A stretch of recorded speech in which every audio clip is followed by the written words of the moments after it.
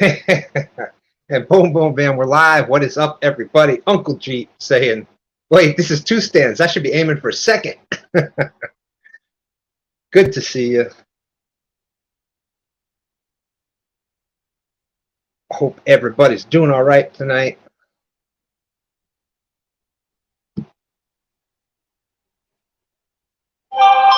Got 5 awesome people out there so far.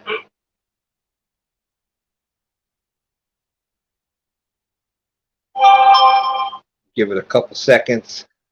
Let some more people come in.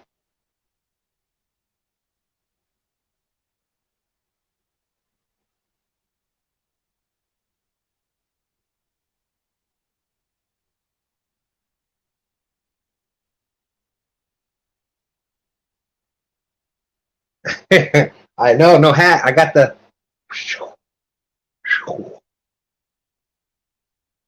Jacob's out there. How's it going, Jacob? Good to see you. No hat, but I do have the Mountain Dew. I do got the 2 stands sturgeon shirt. I got the picture. Mac fishing, what's up? What's up? Joe Z's out there. How's it going? 14 awesome people in here now.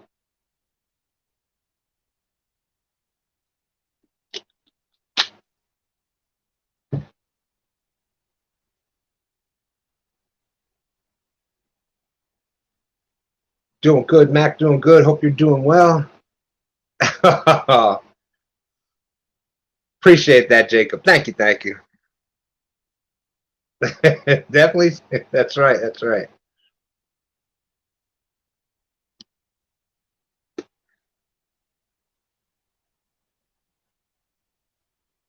Yes, definitely feeling good with the haircut.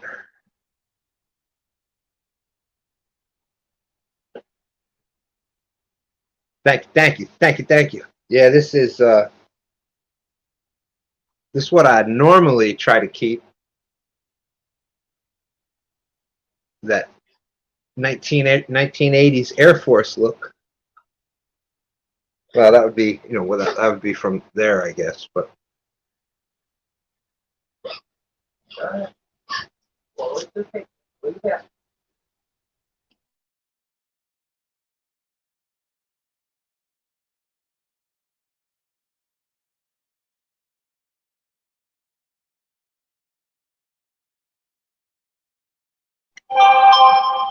hey, Dustin's all right though. Dustin's doing a great job. He's been doing the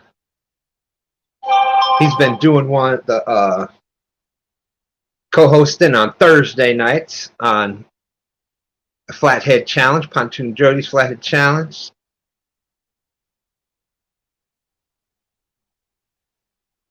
Yeah, Jacob, that's our little dog. But yes, that was nice of him to, you know, sometimes you need a little break from things, and when you got a lot of stuff going on, sometimes that break is good and helpful, and you need it to get recharged. I was doing this for probably a year and a half with no stopping at all. So we're going to get to that, Uncle Jeep. We're going to get to that, and might as well talk about that now since I see Nina and Freddie is out there listening and driving.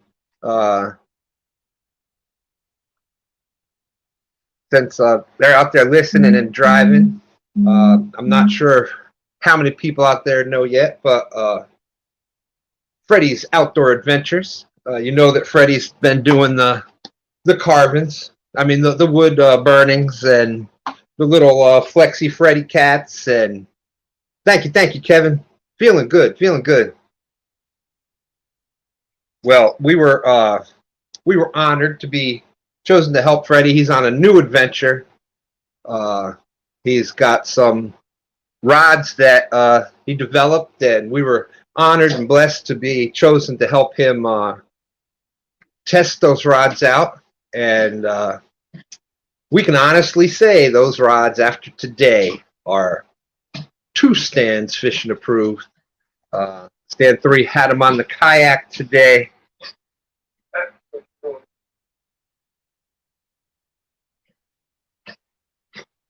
Stand 3.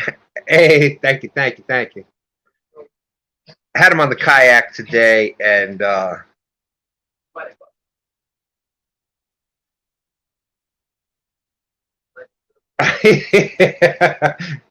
Stand 3 said that he had to cut his hair. We went across the street, and before the light changed, someone walked up to me and gave me some change. But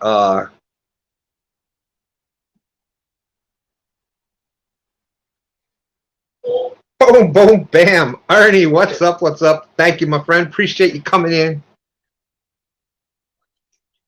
What's up? What's up? Good to see you. Ernie the hog snatcher running away with the tiki-taki. Prototype rod testers, yes. And yes, they did amazing. So there's a video coming out. Stand 3 put them to the test today, and that was from the kayak. So I don't want to give too much away until he officially launches it, and it goes from there. But they will definitely be keeping an eye on it, without a doubt, Dale. Without a doubt, and they were tested today. That's all I can say, and passed with flying colors. Definitely keep an eye out for that video, and also Nina's Kayak Crew and Freddie's Outdoor Adventures link is out in the description. So stop on by there. You'll see some more information on that there. David Smith, how's it going? How's it going? Let's see. All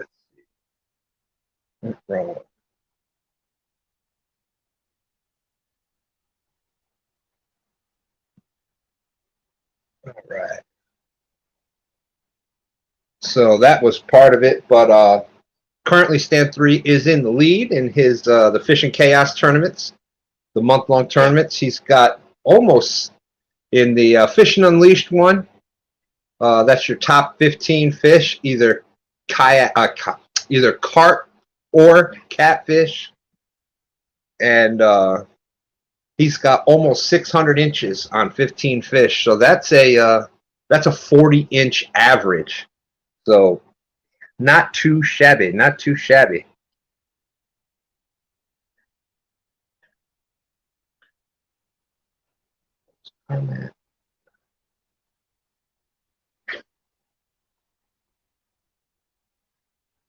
There we go, and I dropped the link out there. Thank you, thank you. Yes, yes, definitely feeling it too. Triple W, Whiskers, Wings, and Whitetails. Good to see you. One of my favorite names on YouTube out there. Oh, without a doubt, you know, Nina and Freddie, you're part of the family, so thank you, thank you.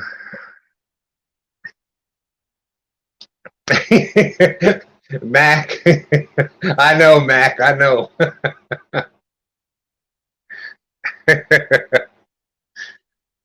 All right, everyone, thank you, thank you.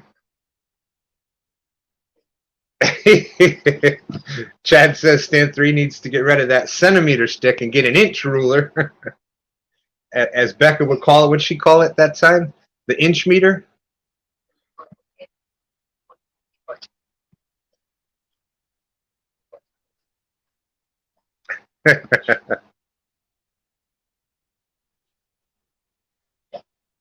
So yes, I've been out fishing a couple times this month, not too many. Yeah, I saw that there was some new Uncle Lou rods out also, some beautiful new colors. So you definitely, as always, since day one back in the beginning, Uncle Lou's Tackle Facebook link is out in the description.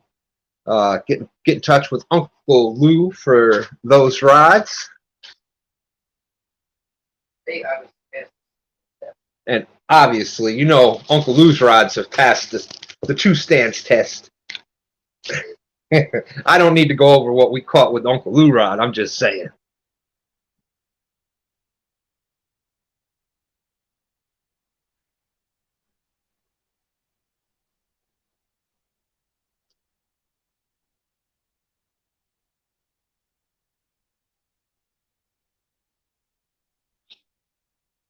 David Smith asking what's his favorite color. Asking Daryl what's his favorite color.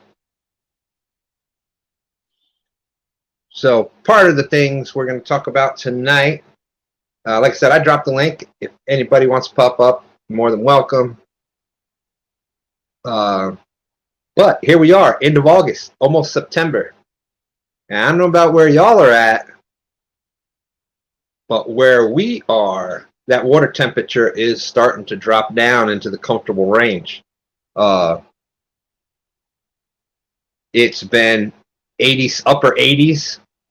And of course, you know, we're talking about surface temperature, so it's a little bit different than deeper down. But surface temperature has been well up in the upper 80s, and it's starting to drop down now.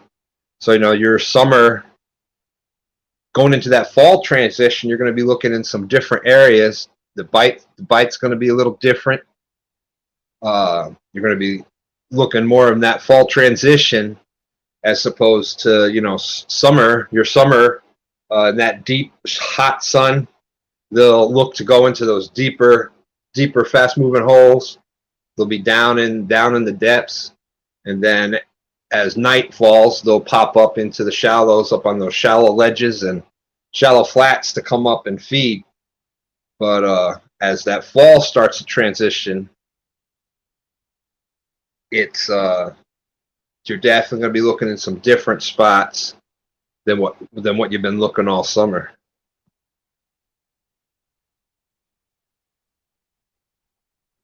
So let's see, we got somebody that wanted to pop up.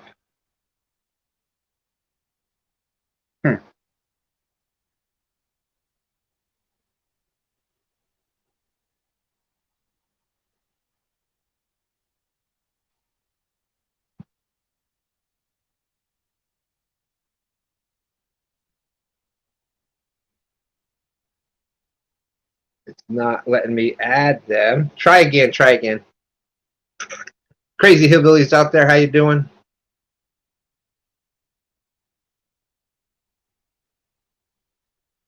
So yes, that's Ed. Also in the summertime, you know, you got that summer bite. Obviously, the night bite is when that bite window is at its best. You do catch some during the day, but of course, all waters are a little different. For anybody out there that's got the way of taking the water temperature, what is it? What's it out in your all areas?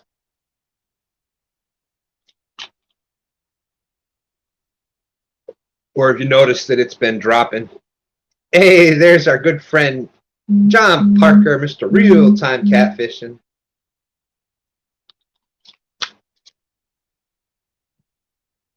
He went live today, and I did not get a chance to check that yet. Let's see if we can add.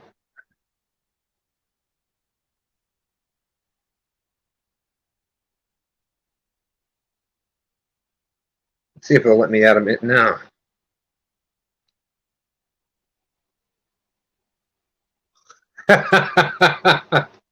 Palmetto said, hot is what the temp is here. This is true.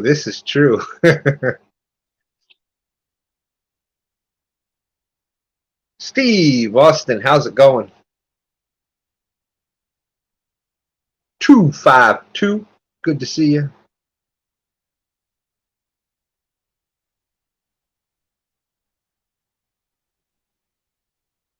It just keeps saying, it's only giving me 3 choices.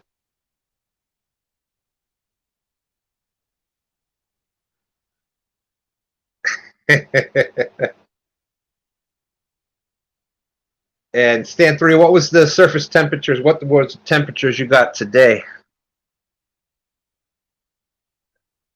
Palmetto says, just finished rigging up for tomorrow night. And he's drenched.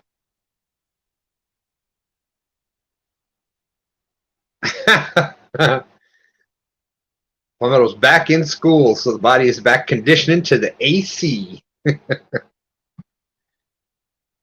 And for those that don't know, you can catch Palmetto Cats, catch Kevin Wednesday nights at 8 p.m. Wednesday nights at 8 p.m. Our good friend James, Patriot James, is need to take a little break, and that hits everybody, man. Hits everybody after a while. Palmetto did the oh my goodness,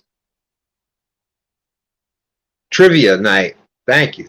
Hey, speaking of that, isn't that funny how that happens? Patriot Catfishers of America, great to see him.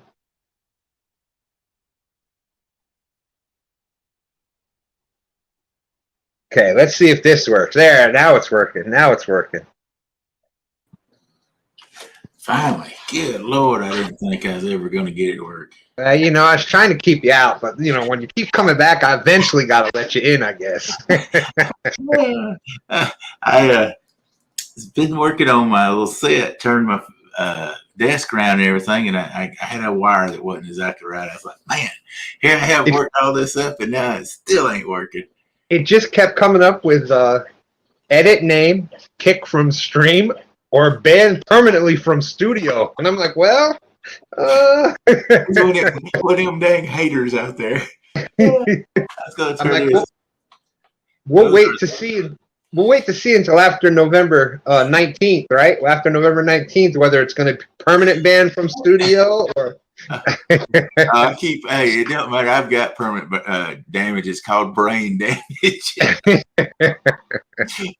There's the new Uncle Lou rods. There's that people asking about it in the chat. That's the same old orange ones he had, and then the purple and the blue in there.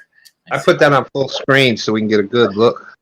Yeah, so I just got them today, and I've already rigged them because I'm going fishing on Monday. So I got to hang around here. I had a bad back. Oh, no, it's Daryl. Dang, Freddie, I've been working on my little studio here. And look, I even put his little sticker up right there. And what's he doing? Wow. Top left corner, too. First one up there. I'm talking prime real estate. Prime real estate. You just can't make some people happy. You know how it goes. And Patriot Catfish of America, he had just started. I believe he's got the website up and running. If feel free to drop the link for that out there. You can get some Patriot James floats. They do a great job. We've got a video. We were trying to get one with it, but man, you talk about a little float. Let me get this off here. You talk about a little float that can float some big baits. We had a whole shad on there with about a 6-ounce weight, and that float was still floating it down the river. So they do a great job. Ashley Brady's out there. Palmetto says you're saving the middle spot for Palmetto Cats. Hey, I don't have one of his stickers. I was just going to say, if anybody's got any stickers they want to throw on the board over there, we're getting, he's got a lot of spare space right there. Look there, you're even golden when you get on my board. Woo! We ain't playing no games, baby. We're putting a sparkle on you.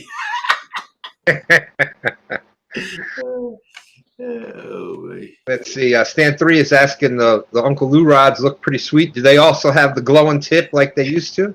They actually do. I'll take this one down if I don't tear them all down.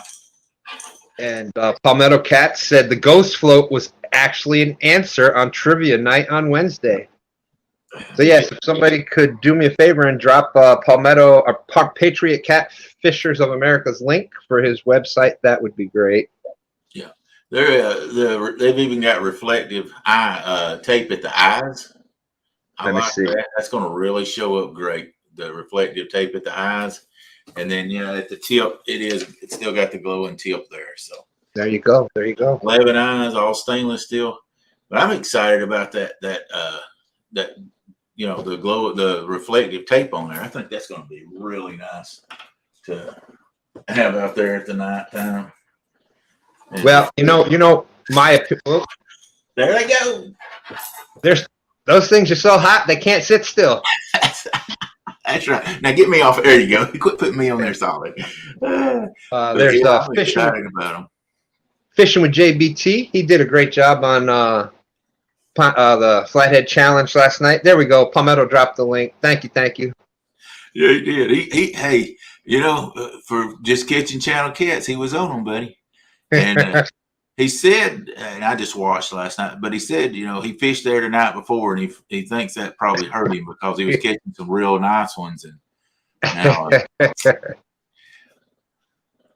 hey, Daryl, what's the two biggest fish caught on Uncle Lou's rod? Let's see. I heard of one being two. Now, we're talking about catfish, or are we talking about enlarged carp? There's always two different things, ways to look at that. Mike Sampy's out there.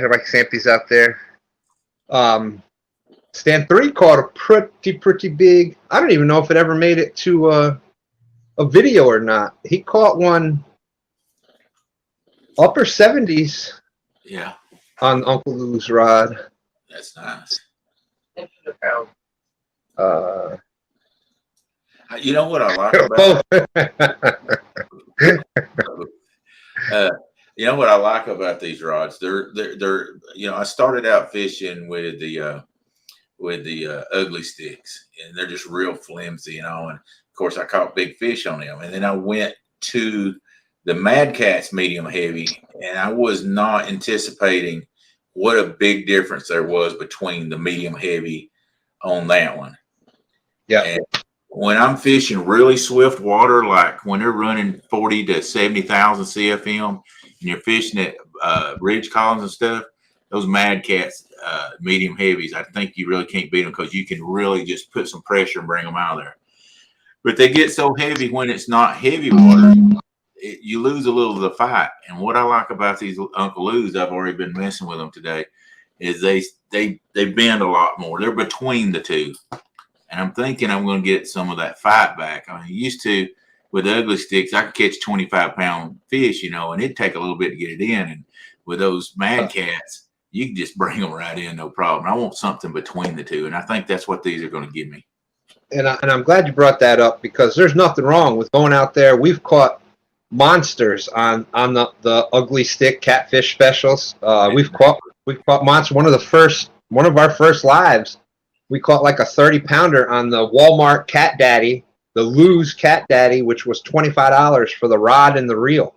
Yep, 2-piece rod and reel. You can go out there, and that's a great way to get started, and then go up from there. Or if you're happy with that, the biggest difference is if you look at the rating on what it's rated for, between those and that next tier up, your Mad Cats, your Uncle Lou's, your Big Cat Fevers, tangling with there's so many of them out there now. Casting makes a big difference. That's the biggest difference, is the weight that it's rated to cast. And like you said, you can tell the difference. And medium heavy on a catfish rod, as going down to like some of the other models, the entry level models. When you try the two side by side, you'll understand why people go for the other rods. Uncle Lou's, Big Cat Fever, right? You can. Now, if you're fishing ponds or small lakes, you might be perfectly fine with a ugly stick or whatever. But when you're fishing current, you're fishing bigger waters. You're throwing 8-ounce sinkers, 10-ounce sinkers, 12. Big whole shad or chunks of shad or whole bluegill, or that extra little bit from that upgraded rod makes a big difference. Absolutely. If I was still fishing here in Georgia, the places I fished and was catching 10, 12-pound catfish all the time, I'd have never thought anything about changing from an ugly stick. But going from that and moving up to the Tennessee River, where you've got current and everything. And that's right. Can't forget that. The FOA double Y rods. If you haven't heard about them yet, believe me, you will. You can check out Freddie's Outdoors Adventures YouTube page. The link is in there, in the description. Definitely check them out. I believe I got Nina up there too. Sure do. Right next to him. There we go. See there. I got those at CatCon from. But yeah, I mean, when you get those specialty rods, I'd like to see those rods you're talking about. So too bad you're talking about them. You don't have one in there with you. Go run, grab one. Well, I But didn't want to, you know, it's in the testing stage still, so I okay. didn't want to go too much into it unless Freddie wanted me to. Yeah, We I could said easily Freddie, get. you know, Freddie was fishing with them last night on the Flathead Challenge last night. I think they're what 6'6" long or something like that, or he's got two different. It's the FOA double Y. The double Y is for youth and yak, and the great thing about that is that you're putting a quality rod in the hands of the youth, and also for the yak, it's got a shorter butt and it's got a shorter rod, so it's 5 foot or 6 foot. It's got two models, and the great thing about that with like a kayak is those that have the pedals. That shorter butt doesn't get in the way of pedaling the kayak. Absolutely. And even if you use the even if you don't have that, just having that little bit extra, little bit less that you got to deal with, trying to get that and get that, you know, you're trying to mess with a 7 foot rod or more to get that big catfish in the boat. You've already got in the kayak. You've already got enough to mess with. So Exactly. it's putting a shorter rod, but still giving it great quality. And that's the thing that's that I think people. What I'm waiting to see, what I'm excited to try with the double Y, is it is going to be great for. It is going to be great for. I think you're going to see a lot of boaters getting them also. Right. Freddie said, "Go for it." Okay, awesome. You're going to be seeing a lot of boaters get them also for. It is going to be an amazing suspending rod for those that like to suspend drift right off the boat, and you don't want, you know, you get that 7 or 8 foot rod hanging straight out the side of the boat. That tends to get a lot of play into the end of it. Well, with the shorter rod, 5 foot or 6 foot, and same thing. Space is limited in a boat. That shorter rod will is going to be awesome for doing that with. And well, it's just like you're talking about the kayak with those 5 foot and 6 foot rods. You're going up you can go up a smaller area too, like a smaller creek coming off the river. And if you got those things extended left and right on your, you know, if you're drifting or whatever, you know, you gotta remember how much a 7'6" is further out there that can hit limbs and stuff when you're going up a smaller creek. And you know, you're coming back, you're dropping back 1.5 feet on each side. So 3 feet can make a difference going up a creek. And even for, speaking of that, I never really thought about that before, but speaking of that, Daryl, even for the bank anglers that don't have a lot of access, like here on the James, Freddie and Nina have both fished up here. We don't have a lot of open bank spots. We have a lot of overhang in just about any of them. So we got to stick with like the 7'6". Yeah. We can't. So that 5 and 6 foot, that's going to open up some bank spots for some people that have overhang too. It's a really good thing. Well, you're talking about 5 foot less on when you're spanning on left and right. There you go, got one in there. So here we go. This is the you know, it's got the really firm the foam grip. There's the butt cap. It's got the for those that have the rod holders, especially bank rod holders. It's got the slot in it that will go right down into that. You got the metal reel seats and it screws it down from the top. Solid reel seat. Yeah. And like I said, you can see the shorter. Yeah, what is that? About 8 inches at most, which is perfect. Yeah, 8 to 10, somewhere in there. Yeah, perfect to go into the rod. Butt cap. Hey, Fishing by Faith, good to see you.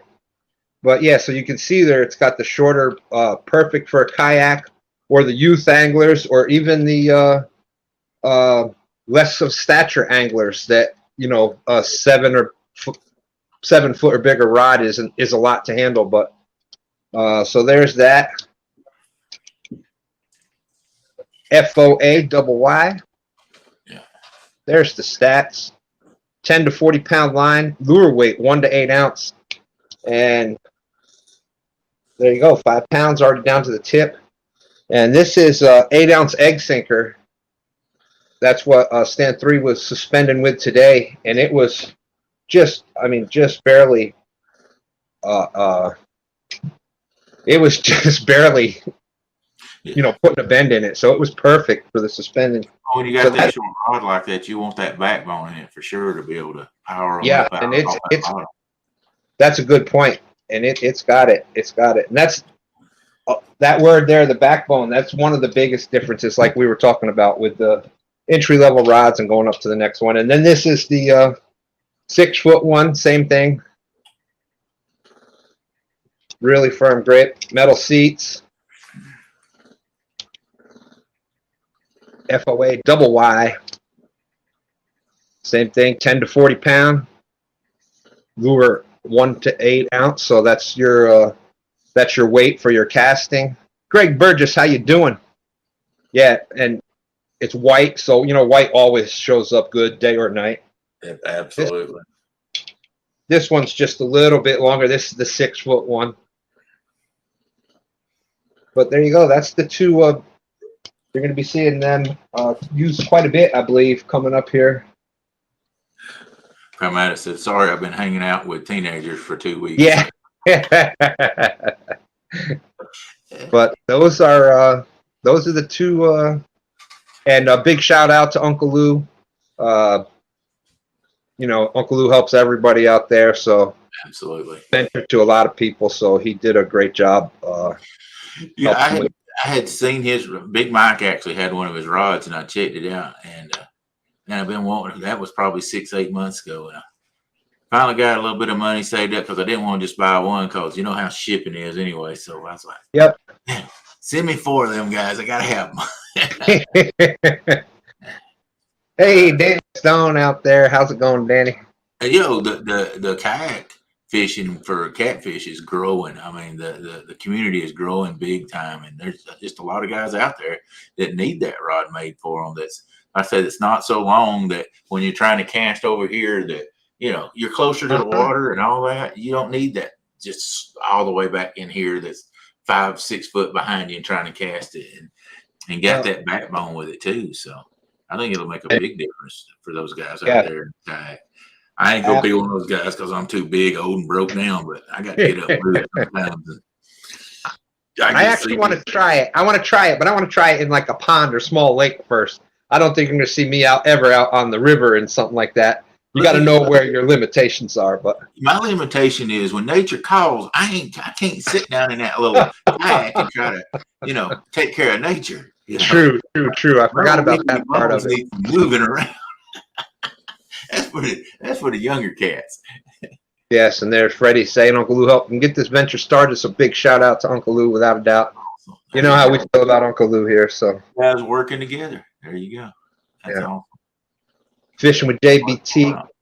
It was really good seeing JBT fishing last night. Danny Stone crashing the party. We all know it's kind of it's the opposite Black Betty. Black Betty's at 16 foot long. So we got them from 16 foot down to 5 foot. So yeah, but like you say, for places that you're fishing areas that they're just limbs overhead and everything, and that's going to be from the bank. I mean, that'll be, every rod's got its place, and I've got my wife. I know she's thinking, good God, all the rods you got. She's like, great. Look, here's my thing. I'm rod poor, and I need some reels to go with them. So if anybody out there needs to get rid of some reels, I'm looking for some. Hey, Crappie Day Fish on 2 stand, and Daryl 2 for a bonus. Well, I don't know if that's a bonus or not. That's that Crappy Day. But let's see, Danny Stone. They are in. They're kind of in the test phase right now. Like I said, Stan 3 and I feel truly honored and blessed to be part of helping Freddie test that out. But it's the double Y. It's the youth and yak. But it's going to have a lot more. Just as Daryl was just saying, it's going to have a lot more applications than just youth or yak. I can't wait to. You've all been seeing me do a lot of. One of my favorite ways to fish has quickly became suspend drifting from a boat, because I can do a lot of it with my back issues and things. I can do a lot of suspend drifting sitting down. Yeah. And, a rod like this is going to be absolutely perfect for that. But that's It's in testing stage right now. Hopefully it'll be available soon, but it's the double Y, available in 5 foot and 6 foot. It's called the double Y for youth and yak, but I can see a lot of the boat anglers wanting it. I can see a lot of obviously youth. Obviously, I bet you a lot of the lady anglers out there are going to want some. When they came in, my granddaughter and Stan 3's wife were already fighting over. They both loved it. So, I can see that working good for, like, I've got all my rods off the back, but I have 2 rod holders up on the front of my boat where if somebody's sitting up there, you could put them up at the front, just suspended with the others anchored out and do an awesome job that way also. That's what I was just see that working very good with those rods that, of course, you don't have to have it so far out there because those rod holders are further down. And the lower the rod holder is, the harder it is to get out of there. And when you've got 7'6" out there going straight down, it's going to be harder than getting that 5 foot rod out there just because of leverage wise. So, up there on the front of the boat and they're down lower like that, easier to get out of the rod holders. Going to become a bank rod too. Yeah, definitely. Palmetto says, I got a discount code, just saying. But yeah, they not trying to turn it into a infomercial or anything, but that was we're just talking about product. I mean, that's the thing. When you got the product in and people need to know about it, you want to educate people and give them different ways things work, Well, that is one thing that I have always done here is I don't talk about something unless I actually use it and can specifically say, yeah, it's great. Another example of that, we've talked about the Uncle Lou rods. We've talked about Freddie rods. We can't leave out Muddy River. Muddy River catfishing rods have been amazing. I've got some big, beautiful ones on that. Then, matter of fact, I got almost a 60 pounder on the flathead rod. It was a blue cat, but there you go. Somebody asked if they were stainless steel. Yes, they're stainless steel guides and the aluminum reel seat. Yeah, it's a real high quality rod. It's definitely awesome. Danny Stone says, I can't believe I'm saying this, but Daryl's right.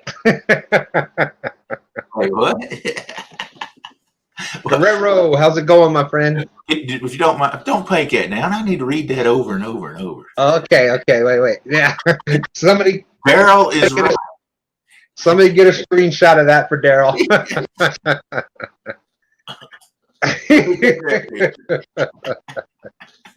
Oh my goodness. What's up, Gerardo? How you doing? Good but to see you again. Have you noticed it's happening here already? I mean, we're a little bit further north than y'all down there. Carbon fiber rod too. Yes, I forgot about that. Oh, point. That's cool. Yeah, when you see the video that Stan 3 has today, you'll be amazed at. You'll know that it's carbon fiber. You'll be amazed at how sturdy that rod is. But let me guess, he was fishing on the mighty James River. Well, of course. But we ain't getting into that. We're gonna keep it simple. That's right. But we were starting to talk about products and stuff. Another one that we use all the time, it's the only anchor we use, is the Never Lost anchor. We've never ever every time we've used it in the James, it hooks up. It hangs every single time the first time. So that's another great product that we've used. And so unless I use it and we use it, I can say what I've heard other people say, but I can't specifically say, yes, this is what I use. And I make all my own anchors. I can weld, so I make my own anchors. So I can't say I don't know anything about other people's anchors. But I'll put it this way: they're made just like the Never Lost, which is, here's the thing with the Never Lost. It's a good anchor. It's got enough chain to hold it down there. and it's got that chain hooked to the end where the claws are at that you hook with zip ties. When it gets hung, you just go back and pull it back out from under whatever it's hung under, and you don't lose it. And that's just, it's a great way to build an anchor. If you're not a welder and have metal and cut metal and stuff, you can't beat it. I mean, you get an anchor like this built that way, or don't get an anchor at all. Uncle Jeep says Freddie's steel guides are forged and hardened by the tears of the bait shop hosts from previous tourney losses. Woo. So I was starting to ask, we're a little further north here. We're already starting to see that summer going into that fall transition. Are y'all experiencing some of that down there? We're in a transition that's just dang hard right now. It's like the fishing was all at night. Now the night, it's just tough. And really, morning time is okay, but it's really that 10 o'clock to 12 o'clock hour right now. I know that sounds crazy, but it's a weird time right now where we are starting to transition, and this is the hardest time to get them because nighttime is not really good, and early morning doesn't seem to be that great. Jody caught two nice ones, and that was up in the morning. And she caught one, a 50 and a 40 this morning, and it was later in the morning, just like the way it's been working for me. So, I think that hour and a half, 2 hours before dark is still there, but after dark, it's just not there right now for us. And it's every year, same way. And every body of water is going to be a little different. You're going to see similarities, and it'll happen. As it gets colder, it's the exact opposite of springtime. As it gets colder, it's going to happen in the north sooner and then move its way down. But, temperatures around here at night have been dropping down into the probably 60s at night. Definitely in the 60s at night, low 60s even. So and I noticed that and I was telling somebody last night, I was like, look at Roger. He was fishing last night and he had a hoodie on. I was like, man, this is weird down here in the south where we're at, because it's still 80 degrees at night down here, and I look and Roger's up there fishing, he's got a hoodie on. I was like, man, we won't be in a hoodie for another probably 2 months, Yeah. So at least a month and a half. So yeah, it's different. We're still in that hot summer. We just have that lot longer hot summer than you guys do. You got a hot summer for about 2 months. We got 4 months. See, and Stan 3 said today, I'd asked him what the water temperature was today, and we're down to 80.22, not to be too specific. But and Palmetto's, and just last week it was in the upper 80s. So that's a quick, 10 degrees. We're still in the upper 80s. So yeah, and it's trying to find where they're at too right now. It's just, and I've had I've had a bad back, and I haven't been able to fish as much lately as I've wanted to. But trying to figure out just exactly where they're at is tough right now. And there you go. Stan 3 set up. Spent the whole night drifting, not one bite. Sun came up and rods were on fire. Absolutely, yeah. It's just that way right now. And I only brought that up. As just a heads up for everybody out there. If you've been having success in the summertime, be ready to start moving, looking for different areas, looking for different times, because if it hasn't happened in your area yet, it's going to start happening very, very soon. Yep. And and it's the time of change. And one thing that I've learned talking with Epic over the past year and change, which reminds me, I got to call him, but Catfish, just like us big old guys, we like comfortability. Yeah. So when things are changing, they're not as comfortable. They're not as happy about that. So when the water temperatures start dropping or rising, or different things start changing like that, they're going to go and look for that comfortable zone. And that's I think that's one of the biggest things that I've learned, is just learning to not overthink things. And the catfish they don't know that there's a sale at Walmart on fish food, and you know, they're going to go to where it's comfortable for them to go. And Yeah. What's driving us crazy too is the TVA. You know, they got these dams, and then the dams are to generate, you know, electricity. And you know, the peak time, they're just shoving that water through that dam, and then bam, they'll shut you down, or they'll go from 50,000 down to 30,000, and that's a big difference right there on the dam that we're at. And then they'll go from 30,000, boom, down to 5,000 whenever it gets to say 11 or 12 o'clock when, you know, things are cooled off a little bit. And man, that is tough right there.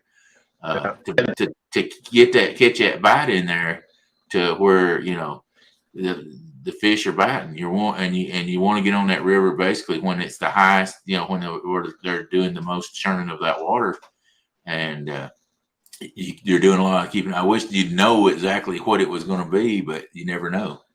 That's another point for people, especially searching for big blues. They love current. They love to have that, you know. So don't look for them in those. You know, you might find them in some slack water, like the, what do they call that? Where you got the fast water and you got slow water and you got eddies. Eddies, and you also got that current, the edge of the current. Yeah. Why can't I think of the name of that right now? Yeah.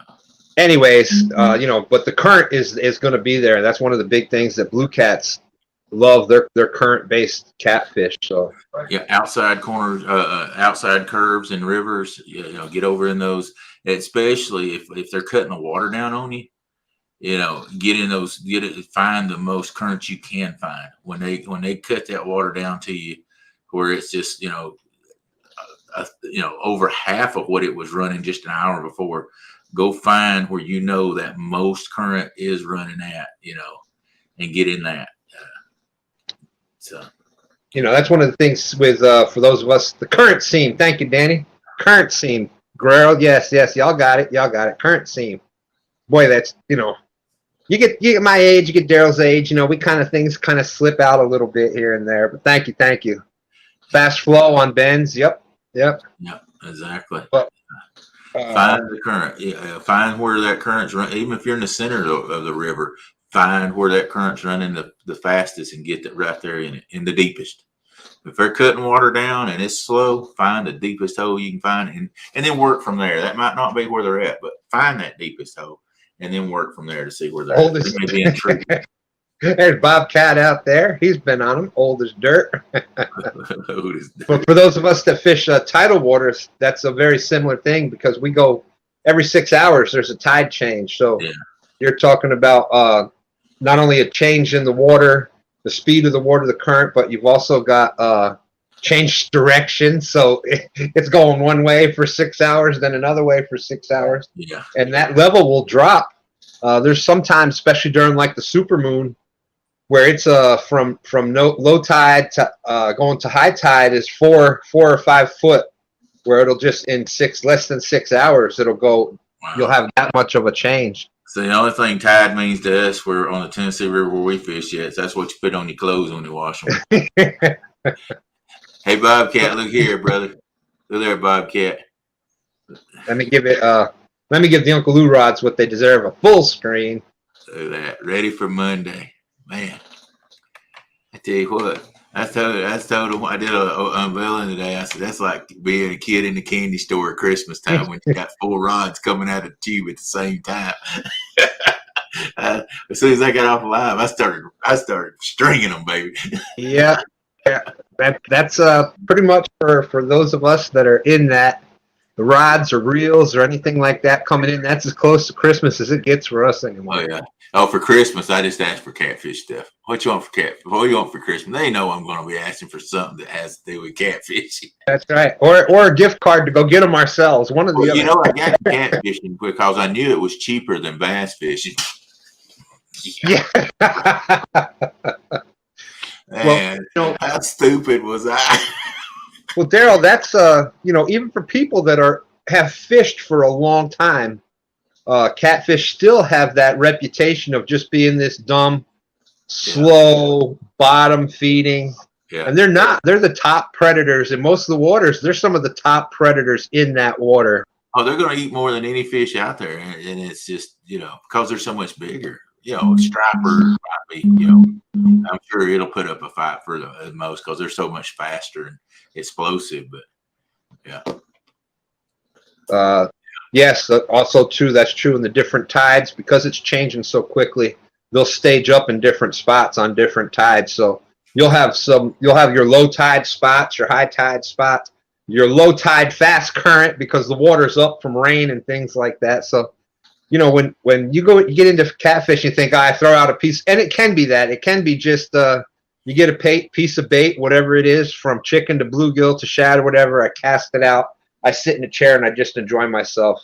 Catfishing can be that. That's great. But it can also be, if you're going out there searching for those trophies, it really is.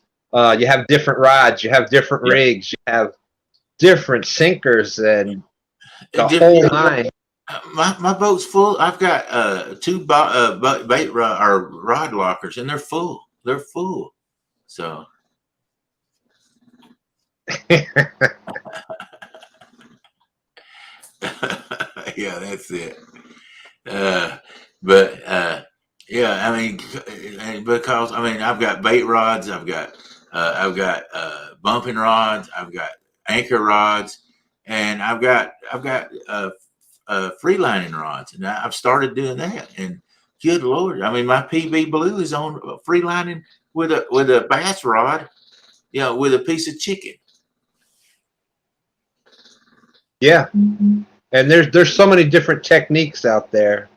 Yeah. You hear everybody with the bumping and stuff now. When that's that's something that's been done in the other fisheries for how many decades and decades. And Bob's the king of the Tennessee River right now. He's just, and that's what I say. He started that, and I could go. We both put in the same place.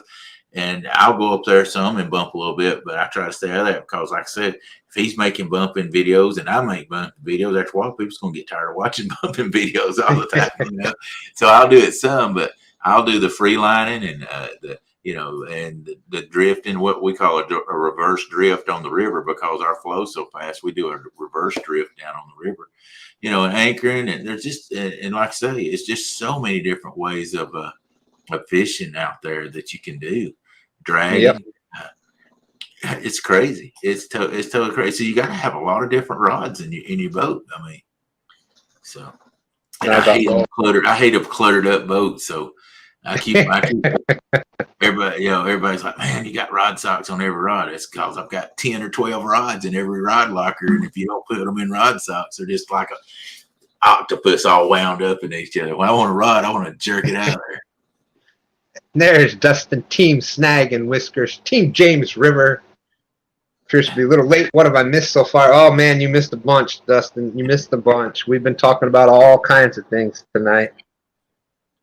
But, and that's why, you'll hear people talk about spots and things like that. We're not really a big spot believer because what's good for one person in one area, another person go through there and fish a totally different way and not catch anything, or on the reverse side of that, or they can go through and catch something in a spot where you just didn't. So, and that's and not trying to bring in this little thing, but our team that we have for the Tennessee River.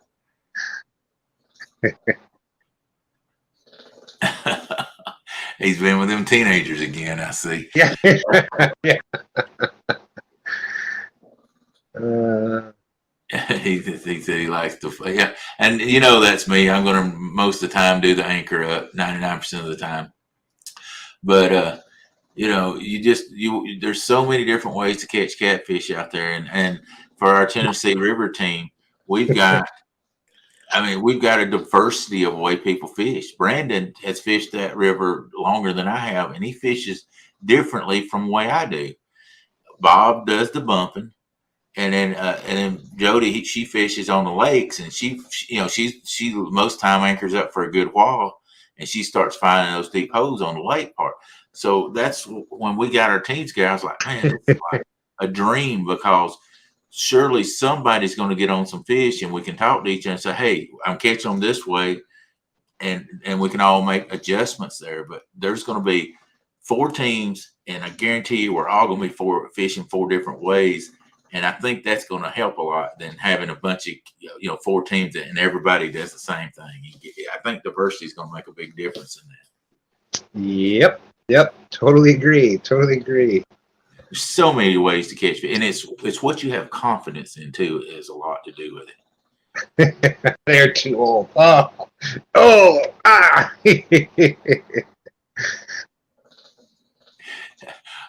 got him, but like I said, he's been around them little 14-year-old kids too much again.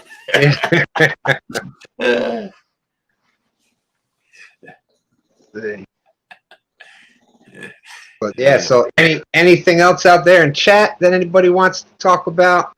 We're probably going to be jumping out of here soon.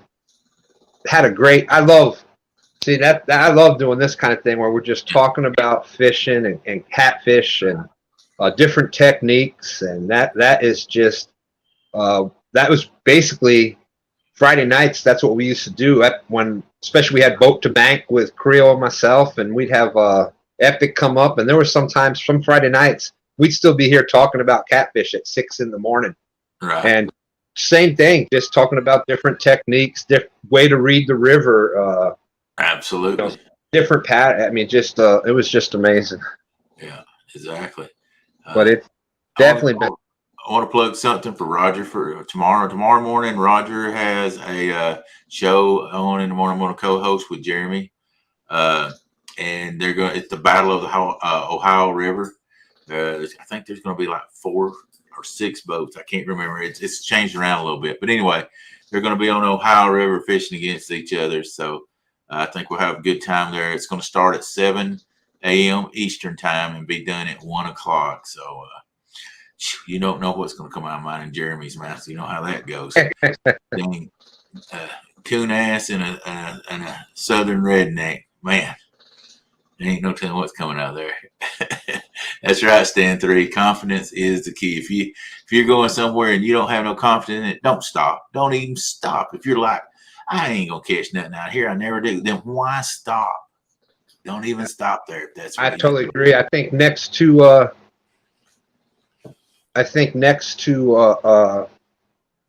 location, I think confidence is one of the biggest things, because you're going to fish it harder. You're going to have, I don't know how they can tell, but they just seem to know, man, when you've got confidence in it, you tend to definitely fish the area a little better. And no worries. No worries. Thank you. Yeah, and you brought that point up earlier. Hey, Maurice, good to see you, my friend. Thanks for coming in. I thought coffee and bacon are key. Yeah, I think sometimes we go so hard and so fast that if we'd slow down and think things out, even if you don't have a graft, look at what you're doing. And if you're doing the same thing over and over and over, change it up. If you're, look at that bank. That has a lot to do with it too. If you're fishing all just a red bank, and you're not doing any good, go find a rocky bank, because what's on that bank's coming down in the river there, If you're seeing some trees laying out there, try that. Try different things, and that'll build your confidence quicker than anything.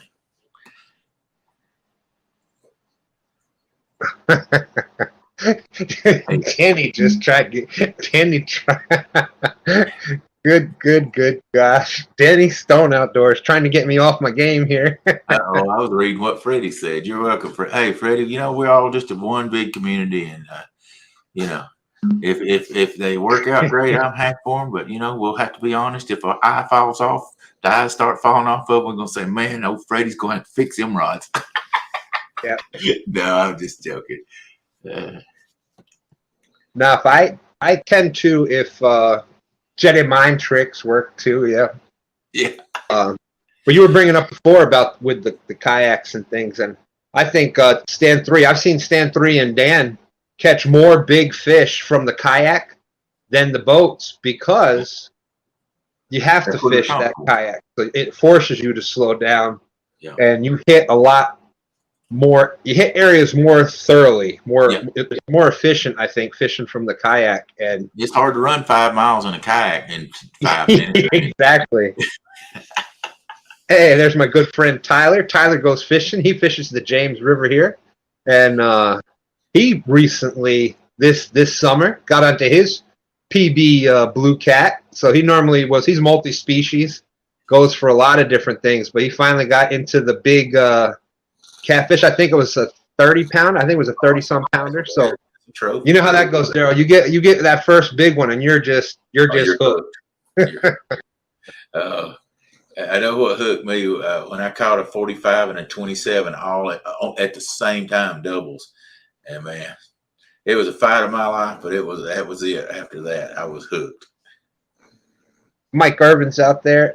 Stan 3 said, "I promise, ain't no eyes coming off of these rods." Yeah, they are definitely. You know me, Freddie. I'm just having you a good time, Stan. I'm having fun. 39. There you go. 39-pound blue. That was awesome. Awesome. Well, you know, that's why Uncle Lou wouldn't put a rod out for a while. They were coming to him. They had crooked eye. I mean, he told me, and he's like, "I'm not putting them out there." And kudos to him. Kudos to him. He had a lot of people wanting rods, and he could have just broke down and sent them rods out. And he's like, "Nope, I'm not sending junk out there." You know, that's right. That's what you call a man that's got pride in his product. He wants people to keep coming back, and you're not just sending it out there for the almighty dollar. And that's awesome. I mean, he told me what was going on. And Tyler says, "Got my second biggest a few hours ago at 28 pounds. Nice job, nice job." So yeah, once you get that first big one, and you notice how once you get that, there's people that have fished. You could fish for a year, 2, 3 years fishing for catfish and not get hooked up, and all of a sudden you catch that first one, and it seems like then that next one's going to follow, then that next one, and then you just start getting them. So it's rush. Heading out, gonna edit for a while before heading to bed. See you, buddy. Skin and Scales, how's it going, my friend? But yeah, Nina knows what it's like catching those big fish. She caught her big, almost a 50-pounder from the bank up here on the James River. So the mighty James River. the mighty James River. and you know, we were talking about confidence. You got to have that. I think it's important to have that confidence in your own waters. You'll hear me say, you know, we were just joking about the mighty James, but that's what I call it. It's the mighty James River. And I think, you know, I'm always going to feel that we have one of the best cat fisheries in America right here in the James River. And of course, you fish in Tennessee, you're going to feel the same way about your river. Absolutely. That's just, I think that's important. I know Skins out there feels that way about the Roanoke River. Palmetto says, "I'm going to rename that Cooper River the Little River That Could." I think I can. Hey, you know what? But Kevin, he's got hooked on the river life, though. Have you noticed? I mean, he's hitting that river. It's so much fun. I mean, and here's what I tell people: you won't realize the difference unless you've done it. From catching a catfish in a lake and catching them in that current of that river. I mean, a 25-pounder in the current of the river feels like a 50, you know, especially if you're in like good current. So it's a whole different deal. It's so much fun. And it's fishing for dummies. You know, we got them caught up in this narrow spot, you know. The river makes us look smart. Yeah, and it's just, like I said, the biggest thing, I was talking before about talking with Epic, and the people that consistently catch bigger fish, basically they're not any better fishermen than anybody else.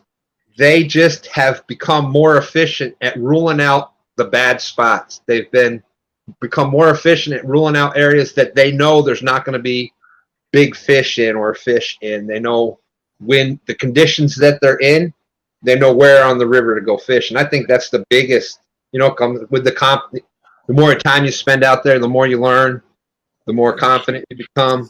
It all is a big snowball, I think. Somewhat, but I think there really are some people that's more educated, and like these guys that fish these tournaments that go out to different rivers and do good on those rivers just like they do on their home rivers. But a lot of that is learning the structure, learning your electronics, and where, you know, and they'll avionics is a huge tool when they're doing something like that too. looking at their avionics to see, okay, this is a spot I want to go. Those guys they study fishing. They're, I'd say they're a professor of the catfish fisheries. They really study it a lot harder.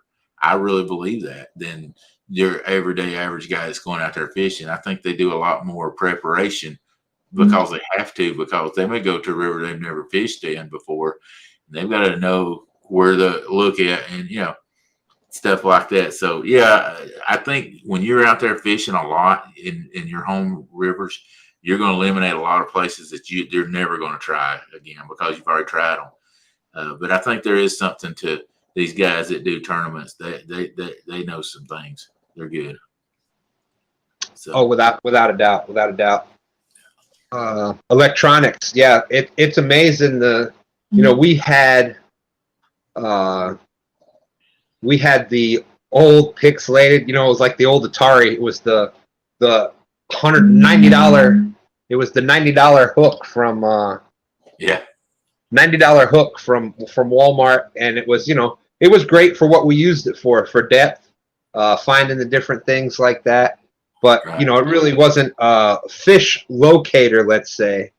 But man, then you go up to that next level, and we are still a couple models behind. But it went to now where we've got just the different scans and the clarity that comes from the upgraded electronics and starting to learn how to use those electronics.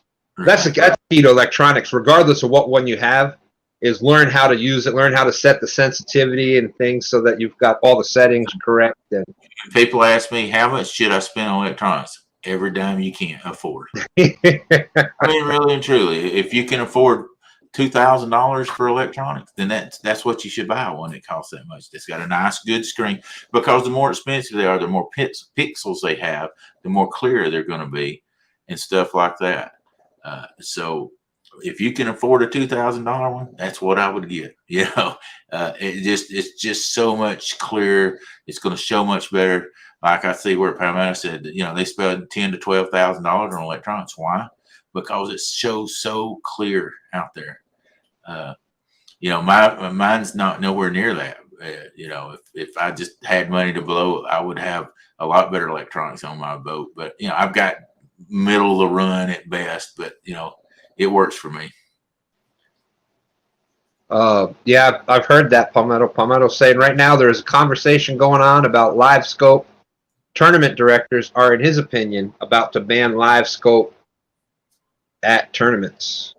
And see, I don't see why. Why? Really and truly,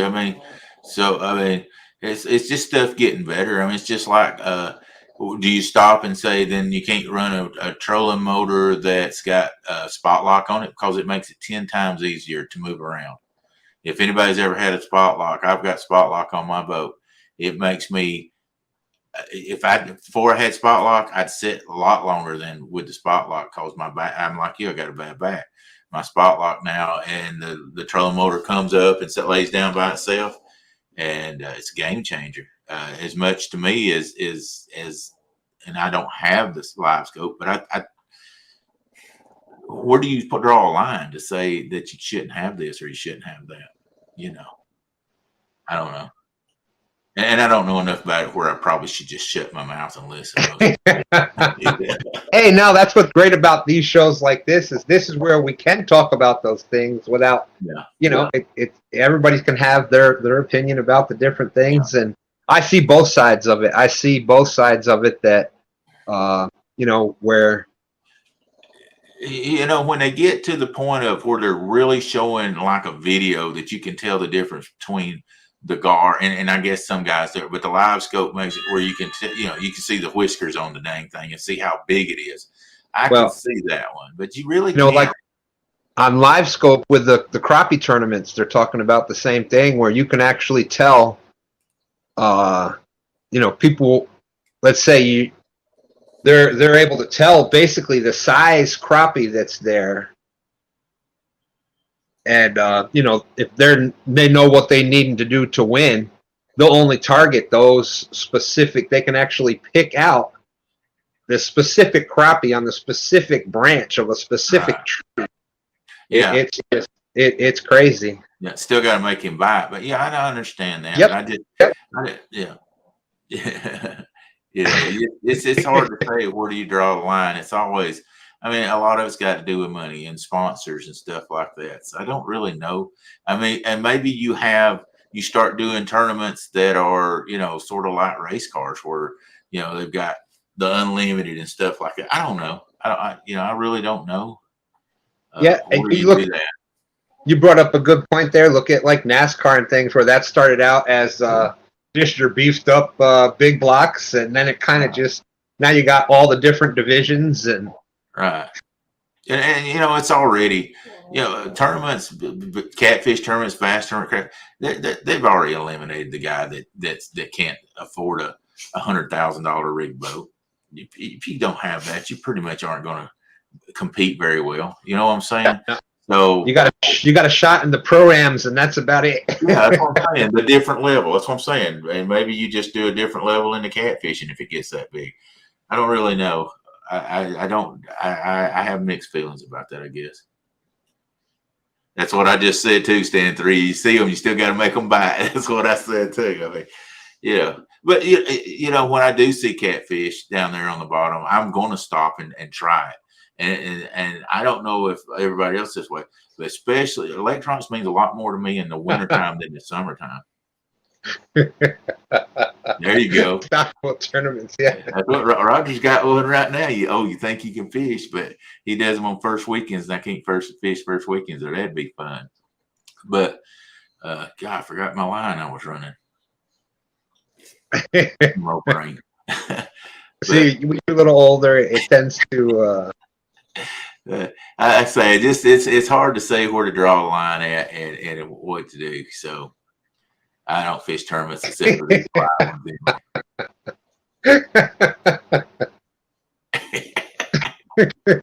Which one? I got about 5 of them on there. Every one of them slimed up. That's funny. We was laughing. We was talking about today. Nobody wants to get in your car because your boats or your trucks because they stink like either slime or skipjack.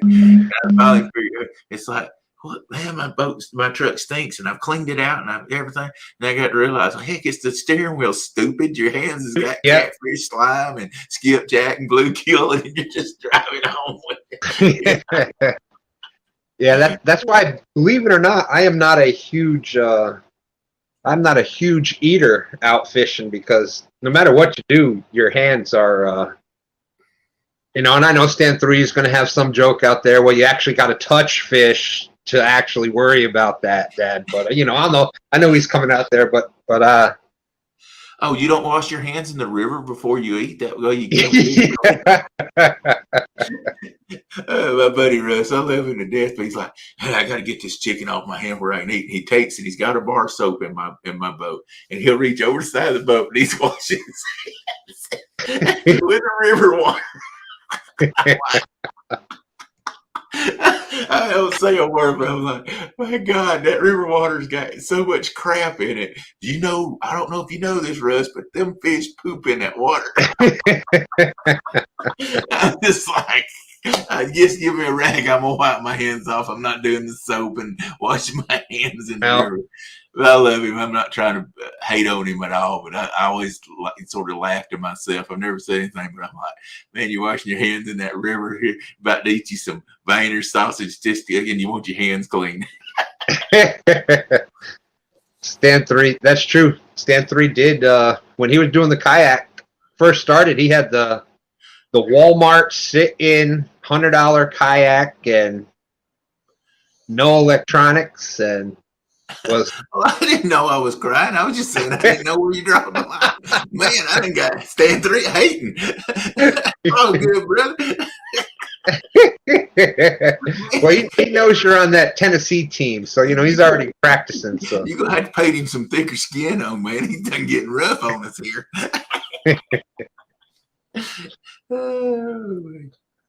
But yeah, that's Freddie's telling them, quit chatting, get that video done, Stan 3. Yeah, quit hating on me. I'm just talking. Like, I'm trying to help your dad, have a show here. I probably ruined it and ran off 15 people, but No, we've had 26 people, 30 people, but we're talking about fishing, and that's to me, that's what it's about. I'd rather sit and talk with people. I'd rather sit and talk with 30 people about fishing than 100 people with a bunch of whatever going on. Just BSing and acting stupid. I think there was a lot of really good topics and points and tips and stuff thrown out. Yeah. And speaking of washing hands, if you get a bunch of stuff on there and you've got nothing else like that, sometimes that sand or from the riverbank right at the edge, it's going to have whatever on it, but that's a good abrasive. That'll get a lot of junk off your hand. Then you use some clean water and go from there. But you can always use the ice water that's melted off the ice that your skipjack are laying in.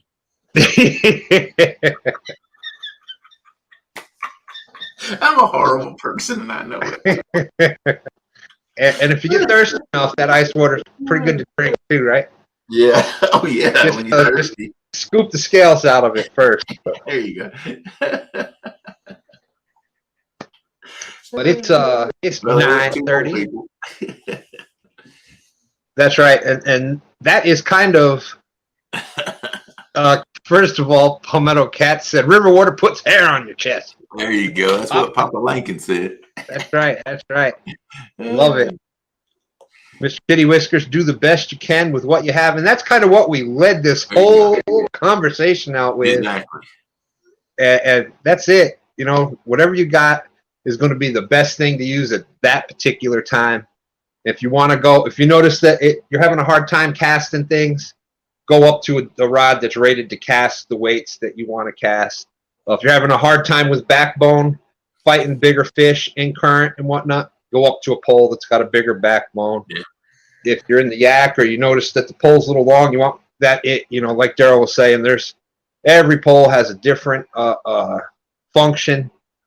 And, every rod, there's people that are going to be Big Cat Fever. There's people that are going to be Uncle Lou's. There's people that are going to be the FOA, Freddie rods. Every rod's got a little different feel to it. You're going to, for whatever reason, you're going to feel more particular for one over the other. Yeah. There's no one rod. Nobody can answer the question, what is the best rod out there? Because it's different for every single person.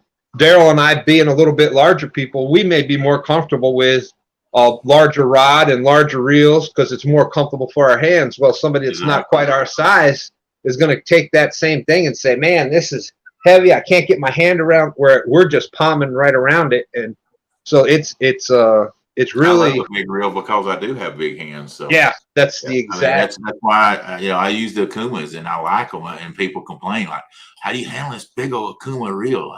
I just palm it. Look at my hand; it's bigger than my face. Hey, that made it look better. I know somebody's in the comments. But yeah, is there one rod out there that could do it all? Absolutely. You could find I think you could find maybe like Uncle Lou's or one of these kayak rods that he's got, but that you like. Could you bump with? Yeah. Would you feel as much as a specific bump rod? Probably not. But you still could bump with and catch with. Could you freeline with it? Absolutely. Could you drag? Absolutely. I mean, don't go buy like this guy does. If you don't have the money to buy 50 rods, get some rods that work good for you and use them when you need to. Gosh, we don't have to spend all that money. We just do. So, I don't want anybody to think, well, I just don't have enough money to buy all that stuff. Make what you got work, man. Make what you got work. It's just the love fishing and enjoy it. And, I talked about electronics. I'm going to tell you something too. If you can't afford good electronics, if you can afford to get avionics on your phone, that's going to give you a good idea of what the depth is. It may not let you know because water's rising and lowering up, but it's going to give you a good idea of where the ledges are, where the holes are, stuff like that. It's, I think, $10 a month or something like that. that's that's good enough. If you've just got that, just use that and go out and fishing too. MCO, how's it going? How's it going? Yeah, I mean that's for the majority of fishing. That's what you're looking for. That's what you're looking for anyhow. Is those ledges, that it'll show you the shallow flats. Yeah. If you're going somewhere new, pull it up and look at it, study it, and go, okay, this looks like a place I want to fish. This looks like a place I want to fish. And you can figure that out also. So Steve Mosley's saying it's like 30 per year.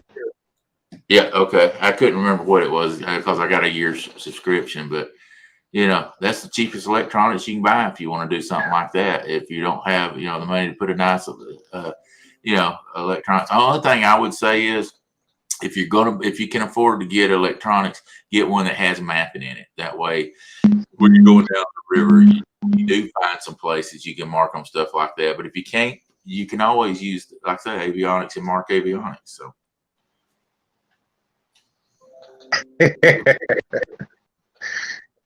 Well, Stan 3 has after using the Freddie rods one time, he is quite impressed with them. Yeah. That's what I say. Get a rod that's comfortable for you and fish with it. Somebody said $22 a year. See, I think there's different levels of that too. Right. There's a pro level and just like everything else now. Yeah. There's a different. You want to add these extra features? Well, it's going to add a little bit extra to it, but I mean that's cheap. That's cheap, So I would say to everybody, if they want to know, if they're just getting a boat and they want to get out there, get the avionics. If they don't have electronics that has, that what they're looking for, or they can afford it. That's easy. If you are fishing at night, I definitely recommend having avionics, electronics on the boat with the mapping, like you were talking about, because if you have never been, it's totally different being on the boat during the daytime. Totally different being on the boat at nighttime, and it's totally different being the one operating the boat at night. Absolutely. That's why I like it. That's why I won't say about mapping any electronics. If you can afford that, because you can do the little dotted line, as I call it, the tracks. And I'll run the tracks down, because a lot of times I'll go 15 miles down the river, and when I come back, I'm looking at the river, but I'm looking at my graph also, and I just run my tracks back because I know that was a safe way down. Yep. And then all I'm looking for is trees and stuff in the water. But if you can run those tracks back at night and be safe, you don't have to, especially on a river where we have buoy markers, that you don't want to run into one of them rascals in the middle of the night. Steve Mosley saying he uses the avionics on his kayak. Yeah. Avionics kayak. Yes. Yeah. Yeah. Good point. Yeah, that's a good thing about catfish. You can catfish really cheap if you wanted to. It's just, like my wife said, you don't do nothing halfway. Yes, ma'am, I know. You're telling the truth. And she's put up with me for 38 years of getting into stuff and going crazy at it. And you don't get in nothing halfway, do you? No. And Larry DeLong saying he loves it because it shows where all the old culverts in the lake are. Yeah. It'll show you like where bridges were tore down at and stuff like that. It'll show you all kinds of stuff. So. And it's not always completely accurate. Danny Stone Outdoors saying there's a lot of sections of the Mississippi that Navionics doesn't map here. And I agree. We have something cheap that that you did if you can't afford those $500 electronics. It's a good starting point. Well, the river versus river, it's I think it's still kind of a thing in the making. It's definitely happening. October the 19th for us. What's that? November the 19th for us. November the 19th for us. Yeah. Yeah, October would be even better, but yeah, I think there was something else going on then, right? Yeah, well, there's a lot of things, and deer hunting starting and then there's a lot of other tournaments. Roger's got tournaments, plus I think Mark's got his 1v1 tournament during that time. So we're just, like I say, we're trying to everybody get together and not get on top of other tournaments that's big like So that.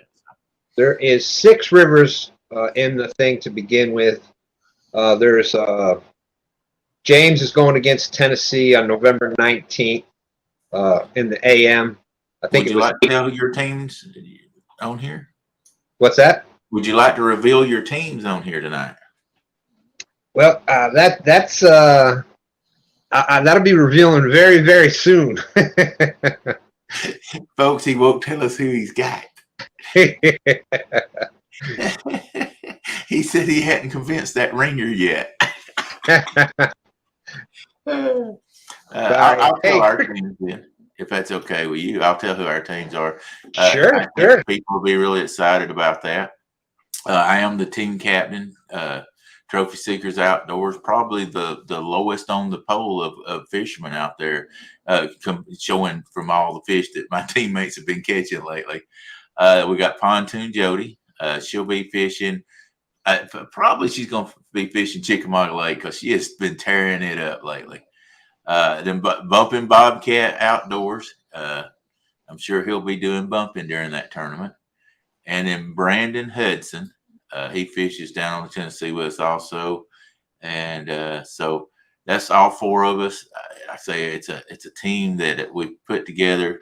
And I think that it's going to be different ways of fishing that'll help us. But that's who we got: Brandon, Jody, Bumping Bob, and myself. So I'm really excited. I think we'll have a great team.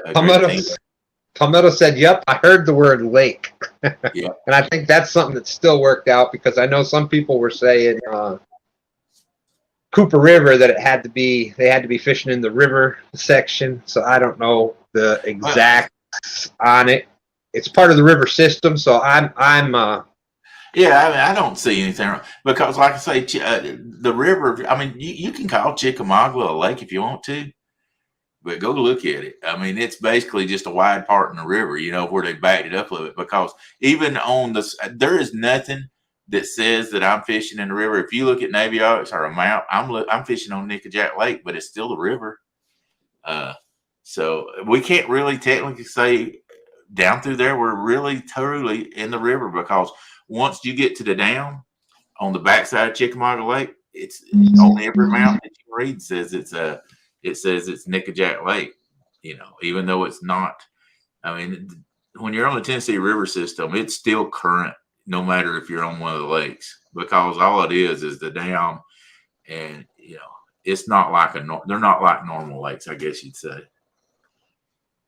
So I don't know where she's fishing at. I mean, it's narrowed down, so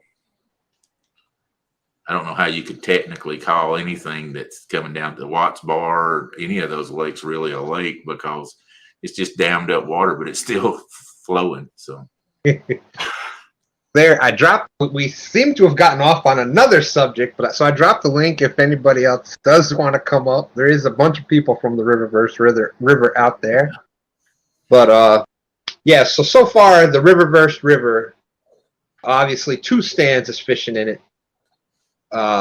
Team Snag and Whiskers is fishing in it, and 2 other YouTubers that'll be mentioned very, very shortly are fishing in it. That's just on them, but that will be happening very soon. Listen, hey, it's not 4 months to put it together, so if he can't do it in 4 months, we're just gonna tell him forget it.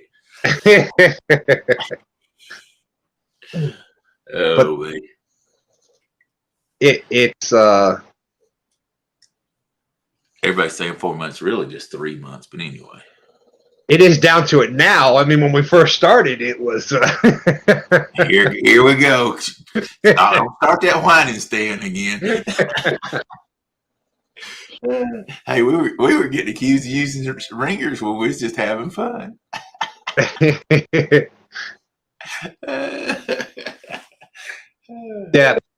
Yeah. It's probably Stand 3 is saying it's probably like Chickahominy Lake here is the top of the Chickahominy River, but it's definitely a river. Yeah, I mean, but it's technically called lake. I mean, sort of. If that river runs into that lake, I don't have a problem with it. Maybe we need to have a captain's meeting and beat that out. But I say, the I just know Tennessee that River down through there is basically just the dams just make it a little wider. It really don't make it a lake. So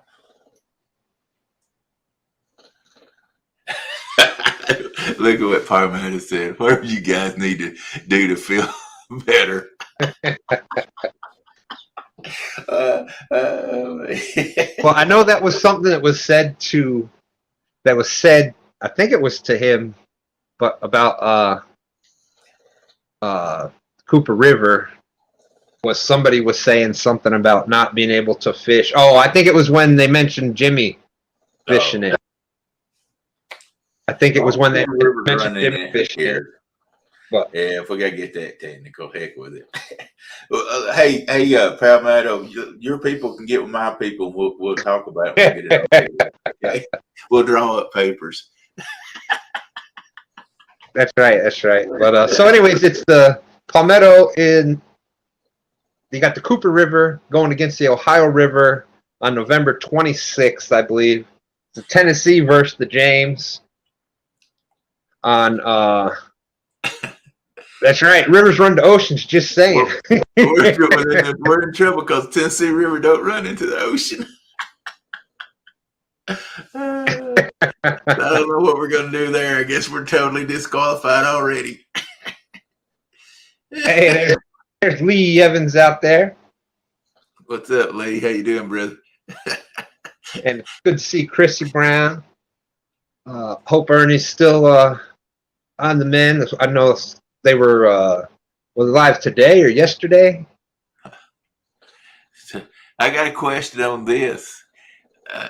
Since all the lakes down on the Tennessee River, once you get behind the dam, they call Nickajack Lake the lake. Then how far do we have to be above the dam to be able to say we're in the river?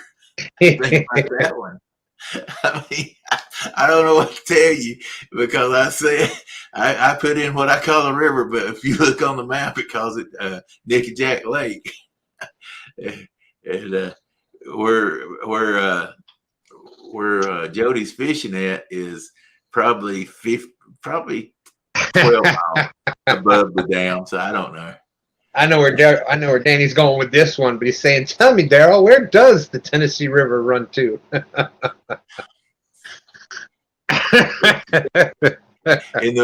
the old muddy piece of junk mud hole over there, the Ohio.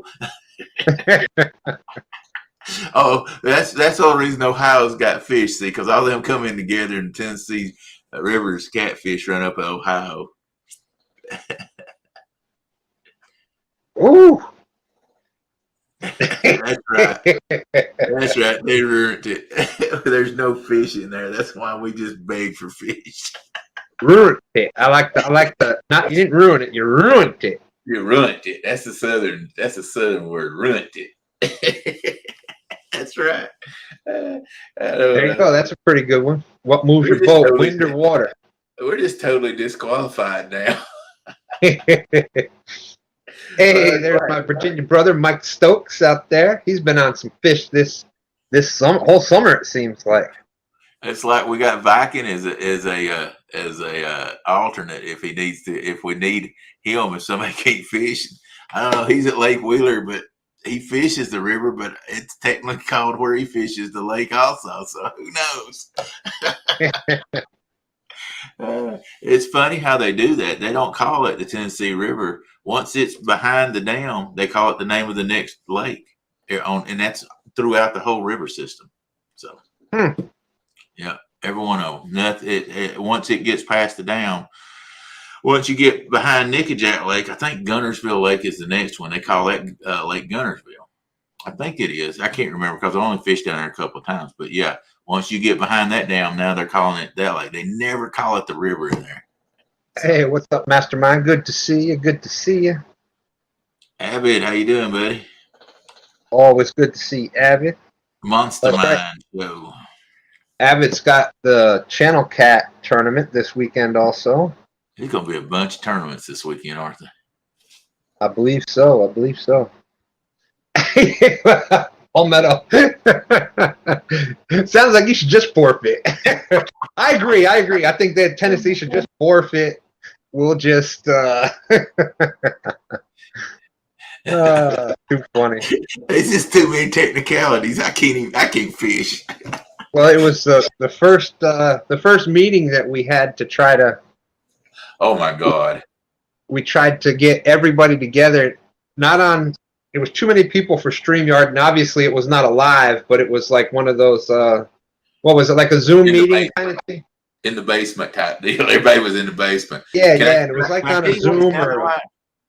Can I tell you what it sounded like? Here's what it sounded like. Here's what the meeting sounded like the whole time.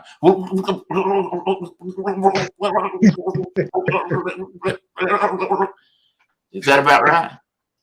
Pretty close. I got so frustrated. I just went out. I was like, I can't hear. I can't understand nothing nobody's saying. Everybody's talking all over each other. Forget this. And I was like, they'll tell me when it's over with. Somebody's audio, it started out pretty good, but then somebody's audio went on. You know how, like, you've seen it, we've seen it on StreamYard, on a StreamYard tournament and stuff, where somebody's audio starts echoing. Well, when you've got how many people from each river, and you've got 20 people there, and first you already got enough talk, then you got the echoes going. It was just and then they drop some down and bring some up, and that was not a good idea. And then somebody started playing. That didn't work out so good. And then somebody started playing with the filters, and yeah, then they all started playing. I'm like, man, that ain't nothing here. Everybody's just playing. This is getting frustrating. But I think we got it most of the way figured out. Yeah, doing the captain chat, that's helped a lot, I think. So yeah, that's on the tournament is Brian B. Yeah. Brian B's channel. The actual tournaments, the beginning of the tournaments are going to be on other people's channels. So yeah. But I think the finals, once it gets down later on, I think we're going on to Brian's channel. But yeah, well, that's all still. That's why I said it's there, it's in place. The details, the final details are yet to be totally worked out. But the first round seems to be set up. And you know, the only problem that Stan's going to have with this whole tournament, he has to catch more than 2 fish. For more than stands, he has to catch 3. 3 stands, he's got it. He's got to figure out, and it can't be 2-2-2. No, he's going to have to get in a 3-3-3 frame of mind, and that's what gave me the thought. I seen the shirt. I'm like, none of them 2s is going to matter. You're going to have to get in the 3s this time. That's right. I got to catch more than 2 fish, more than 2 times. Yeah, I really believe if I think between 25 and 30 pound average out of 4 boats, I think is what'll win between the Tennessee and the James. What do you think? I think you're going to have a 25 to 30 pound average per boat. Yeah, because I don't think per boat. I don't think every boat's going to catch 350 pounders or 340. You know what I'm saying? Yep. You may have one boat do that, but I don't think you'll have that. I think if we can get, I think the 25 to 30 pound average per boat is what's going to put it there. Yeah, about the 70, 75 pound mark, yeah. Which is still a great day of fishing. Yeah. And average, that's a great point, but that's the equalizer. He's got to have, stand 3 can't do it all. He could catch 350 pounders, but if his 3 other boats that's in that tournament don't produce, then that won't really matter. There you go, Uncle G. Boom, boom, bam. Don't doubt the power of the 2s, Daryl. Hey, you may catch 280 pounders and say, "Kiss my behind," derail. Well, it's like I've always said. You know, people have gotten on me about the second place. Hey, I will take second place all the time because that means I'm catching fish, and I consistently catch fish to consistently be in second place, and that's all it's going to take. It's going to take, for the winner of the whole thing, they've got to catch fish on three different shows. Yeah. Going from 6 down to 4. Right. But it's going to be the 3 winners. It's going to be the 3 winners out of the 6 rivers that are going against each other. Plus the 4th team is going to be whatever team of the ones that didn't win. And that makes the 4th team. Guys, you ain't So gonna say loser. I tried to make him say it already. The biggest loser. That's right. That's right, Christy. Second isn't last. That's right. It's just the first loser, Miss Chrissy. I've been that plenty of times. But yeah, I mean that's the cool part about it. Whoever's got the out of the 3 that loses, whoever had the most weight average or the most weight, it takes that 4th place, and they'll fish the top team, the number 1 weight team, top number 1 amount of weight. I think it's gonna be crazy. I think it'll be cool, but it's gonna get crazy. That's for sure. Oh, I think so. Because you got it was the Potomac against the Mississippi. That's happening here sometime at the end of October. Then you've got the James against the Tennessee, and you've got Cooper against Ohio. Yeah. Yeah. They did this to us just to knock one of us out. You know that, right?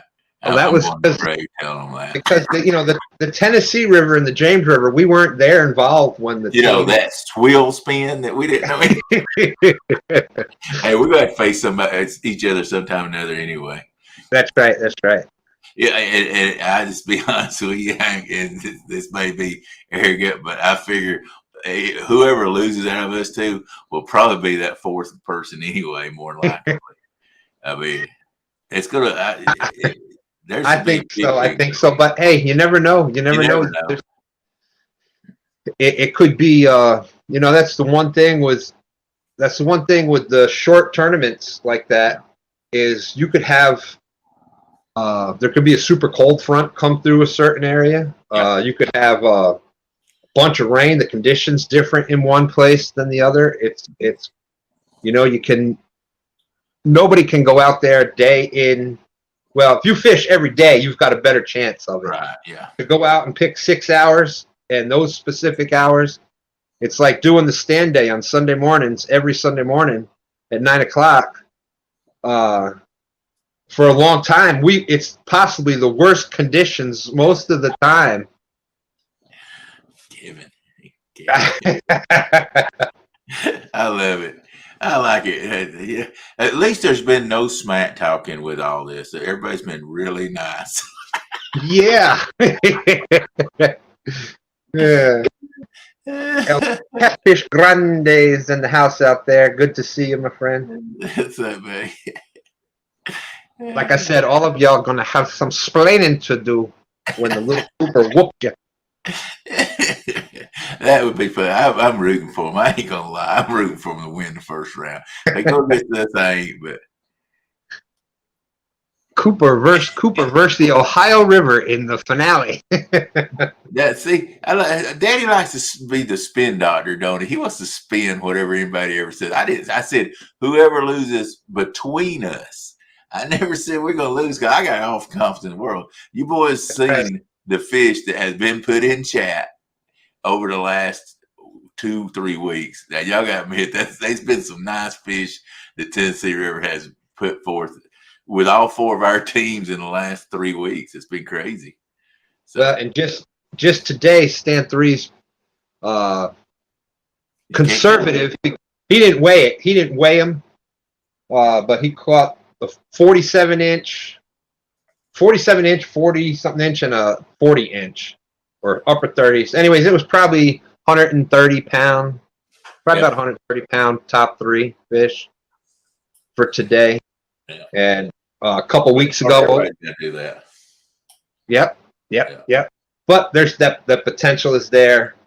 He's just the one that's out fishing right now. Daryl's been. He's fishing a lot. He's a good fisherman, and that's a good thing. I mean, consistency. You can't beat consistency out there. Yeah, I mean, people don't have a good day, but Team Snag and Whiskers. He's been doing a little traveling and been off the river for a little bit. He went down to the dock last weekend, fishing with Tom down there on Lake Gaston. Hey, let's just say it. Poor Dustin's had some rough trips lately. He's told me about it. I have too, buddy. I mean, if I hadn't caught that 60-pounder 3 weeks ago, I mean, our biggest fish has been 29 pounds. Other than that, so we've had a little bit of a dry spell, but like I say, it's been hunt. So, and I know that sounds bad when you're saying our biggest one's been 29 pounds, which is an awesome fish, but when you're fishing this tournament where some boys can start banging some big boys, it's you got to get that confidence going. Yep. Yeah. That's right. That's right. I bet you there'll be a lot of fishing come from the first week of November. There's going to be some boys hitting the rivers all the time. And that was my point. Avid saying Team Mississippi for win. We'll have to see. We'll have to see. But that was my point too. That's why I was trying to get them all on the same day or in the same general week or two, because let's face it, between September and November is way different time periods of fishing. So you're looking at totally different conditions, what we're going to be fishing in November than what it is right now. So, especially up north. Now down here, I feel like it helps us in October for big fish, but numbers, it hurts us. I think we do good with bigger fish, but we might not catch but 3 or 4 fish in that 6-hour time, and hopefully we'll get some bigger ones. But yeah, we won't catch as many in October as we would, in the spring or whatever. But we just have to see. You guys, you're going to be really cold. Virginia is going to be great. We'll be fine in November. Some of our biggest fish are caught during that time frame because we're still pretty moderate temperatures here, and so they'll actually be feeding up pretty good in the November-December time frame. So it'll be good because the daytime fish in the daytime, that's when that bite window in November should be the daytime window. What's up, G Style? So.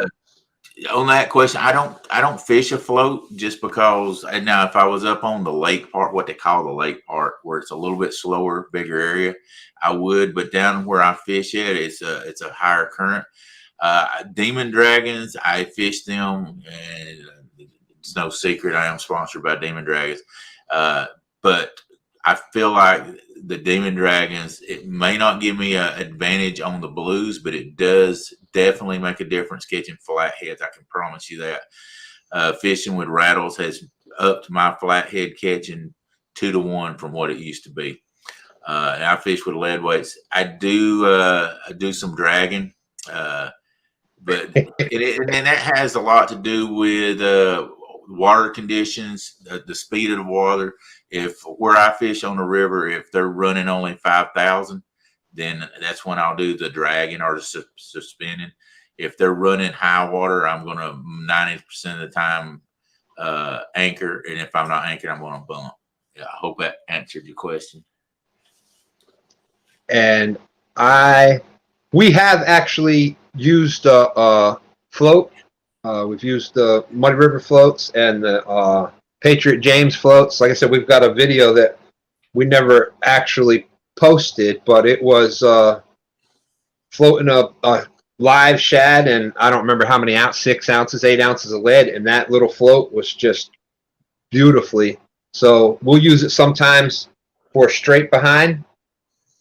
Use it like a planer board straight behind the boat. Then you've got your planer boards out a little further, and then you've got a second set of planer boards out further. It's a good way if you want to try to anchor up in current, you can get a pretty good spread out there by using floats straight back and then having a couple sets of planer boards and then having some real heavy sinkers out the side and having a couple suspended. You can get a good amount of rods out there and cover from the boat all the way out to however far out on the side. So you're covering a really good section.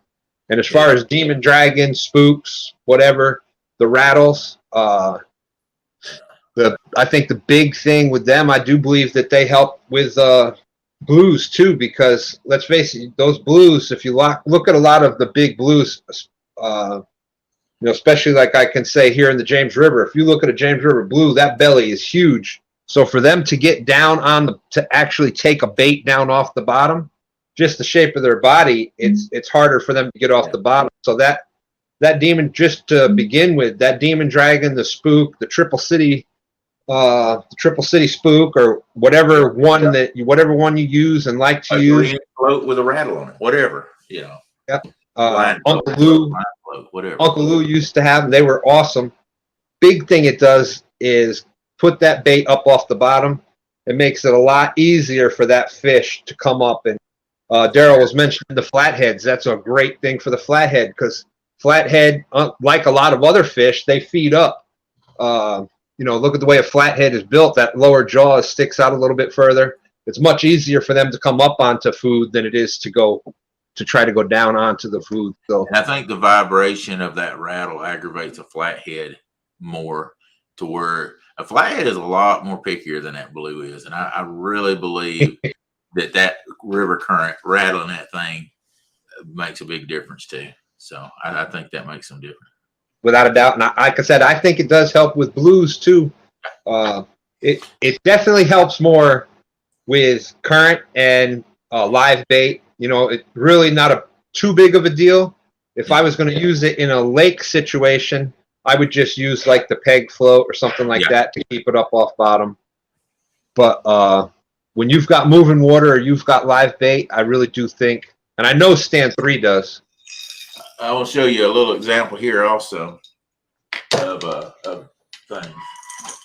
If I can get them done here, give me just a second. And this is not trying to sell anything. I just want to talk about a little bit of something here that people don't think about also.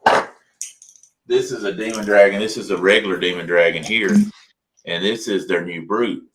So if you're using the regular demon dragon and it's holding your bait up, you know, you might use the 6-ounce lead, but once you get up to this brute, you're using it's twice the size. You can see you might want to go up to an 8-ounce sinker, because this thing's picking up harder and that current's going to be hitting it harder. So if you're in more current and you're seeing that your baits aren't staying set and all your lines are coming together, get a bigger sinker, because you're getting more buoyancy. You've got this, and that bait's going to have buoyancy that's catching that current also, that's going to pull that float or that sinker to where it's not going to stay set sometimes, where they all just stay right behind the boat. If you're only 10 foot wide with your baits, why have 8 rods out there or 6 rods out there? Make sure you put a heavy enough weight that when you get, the bigger these floats are, the more it's going to hold it down, because all this stuff catches that water and that current, and it's pulling more on that lead. So always remember, if you're moving up on your size float, you might want to go up on the size of your sinker also. So that's the thing that I've learned with these bigger brutes also. That's definitely a good point.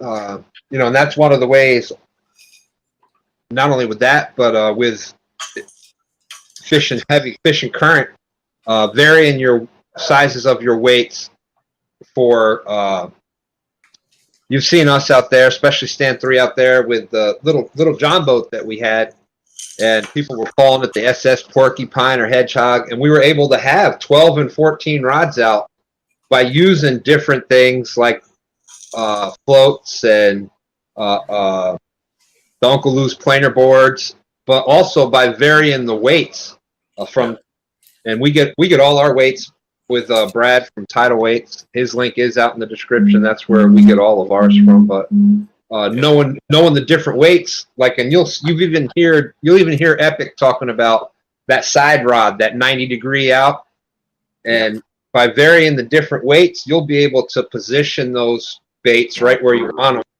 by using different rods. You're going to want a bigger weight than you are.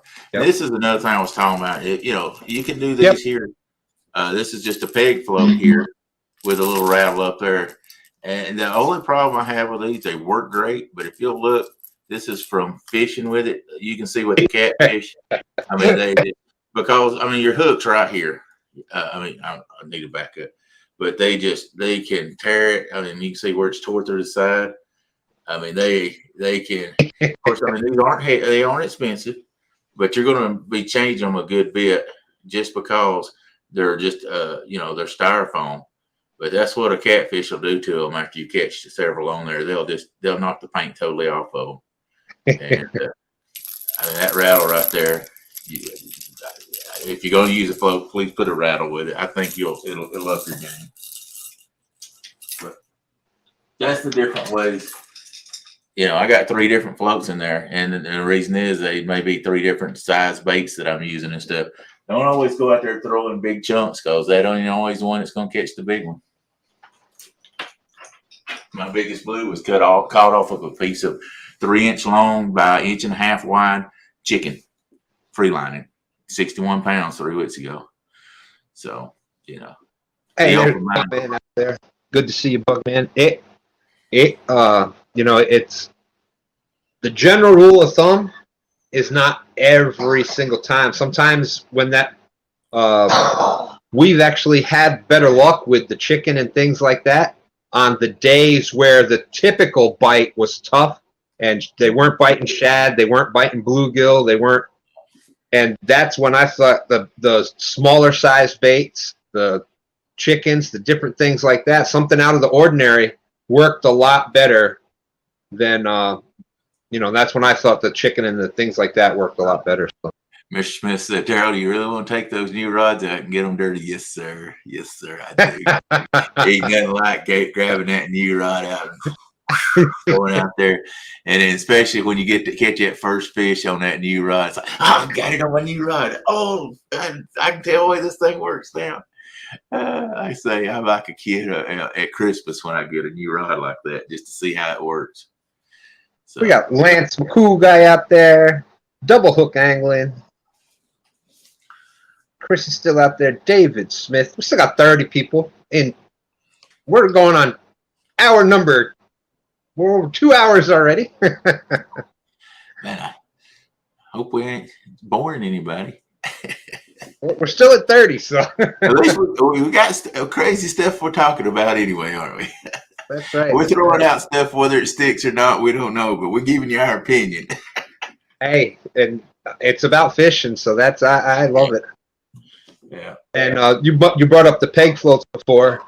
I don't know if anybody else has them now. Hey, there's Tony Harrison. Good to see you, Tony. He fishes stand day with us every Sunday morning. But the floats, Uncle Lou had the oval floats, and they had this little metal insert at the ends, which helped a lot with preventing the line from tearing through. And they really floated a pretty good sized bait. So I don't know if anybody else has them now that he's not doing the. Yeah. He told me I was actually going to get some stuff, and he said he's just getting too much to handle all that stuff, and I don't blame him. You sell what brought you to the dance, Yeah, I think he was sticking with the planer boards and the rods, and and I'm gonna tell you, like I say, he's got pride in what he does. That's what I like about what he does. Mm-hmm. Everything comes in, and them planer boards are awesome. I like them because those planer boards got enough buoyancy about them. Where we fish with the heavy weights and the heavy baits, they don't tow them down. So that's a good thing about the planer boards also. Well, and those planer boards work. You don't need a lot of planer boards won't plane properly unless there's a pretty good speed to it. Yeah. I mean, we fish them in with the heavy baits, the heavy weights, anchored up in even medium or even light current, and it's still they ride out there perfectly. Yeah. Yeah, I mean, that's the thing of it is tuning. Tuning has a lot to do with all of that kind of stuff too. How you tune those boards, how they work. Chicken don't work anymore. The new bait to use is pheasant. I never used chicken last year. My first year, I was like, man, these bluegill, these skipjack, they work. I ain't using no stupid chicken. And I catch the biggest blue I ever caught on a piece of chicken. That's when they'll come back and slap you every time. It's so funny. Hey, I won't I won't rule anything out. I can honestly say that the best bait overall, majority of the time, is going to be for here in the James River is these James River gizzard shad, because that is what the big catfish are eating. Does that mean that they're the best bait every single time? No. Does that mean that the gizzard shad is the best bait in the Tennessee? No.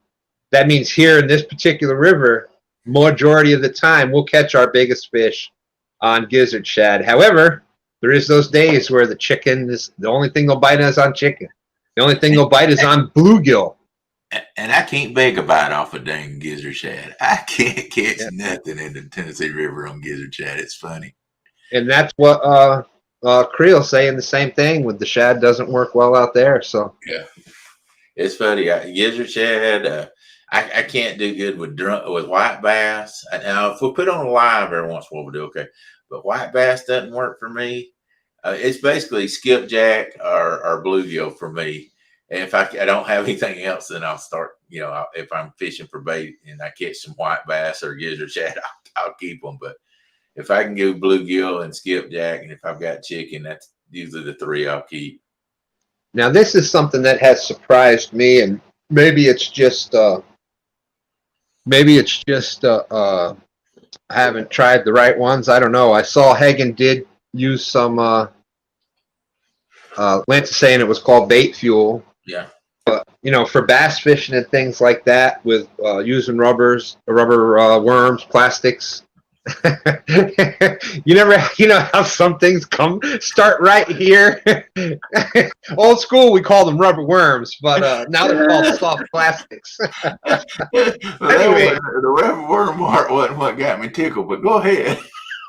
But anyways, with those, you had better luck with using some sort of scent.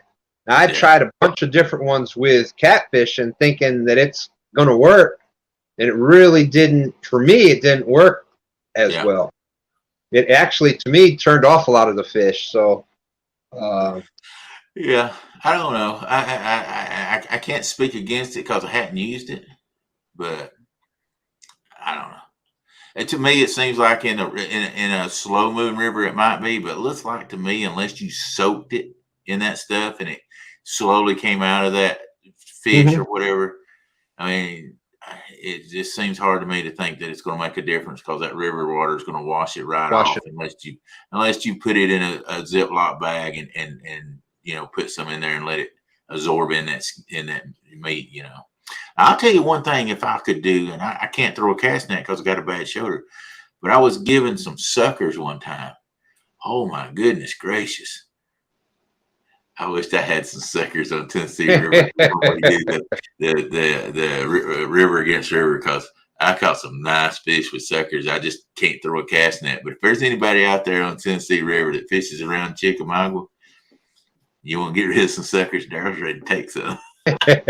But good day. That is, if you watch Epic, that's definitely one of his favorite baits is sucker.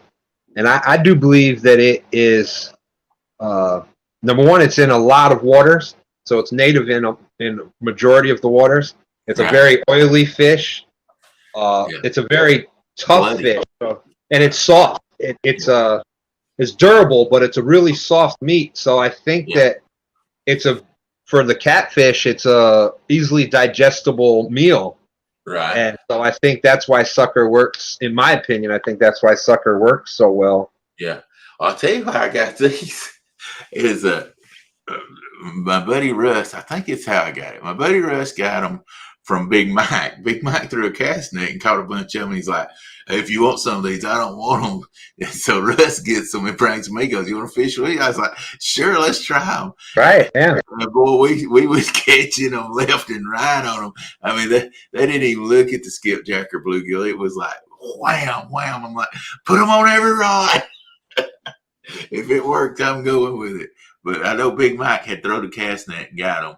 But I can't remember. I'm pretty sure Russ had got them from him and he brought them on a boat. And I'm like, I don't know if it's going to work. But I've seen a lot of people catch them on suckers. Let's try it. And boy, they tore them up. So Big Mike, if you got some more suckers you want to hit me up, brother. Lance is saying suckers are king of bait for catfish in Wisconsin. I would definitely believe it because they will be eaten by everything. Small suckers and river chubs we used to use a lot up in New York, the upstate New York for. These were like 14 inches long. These were huge, them big yellow suckers. Uh-huh. I mean, they almost looked like a dang carp. They were so big, but they were suckers. But I was like, man. Well, if you're upstate New York and you're fishing for big pike or muskie and things like that, it's nothing to use a huge golden shiner. Yeah, I'd say these were probably about 12 inches, something 10 or 12 inches. It's big. I say we cut them, made about 3 pieces of bait out of each one of them. And we was glad we had them. And bait, speaking of that, by the way, I dropped the link out there since everybody's still talking. We're up to 35 people now. So this time of year, it's the same as with other species. You start out in the earlier in the year with the colder waters and the colder months, the smaller size bait, and then you kind of move up as the year goes on.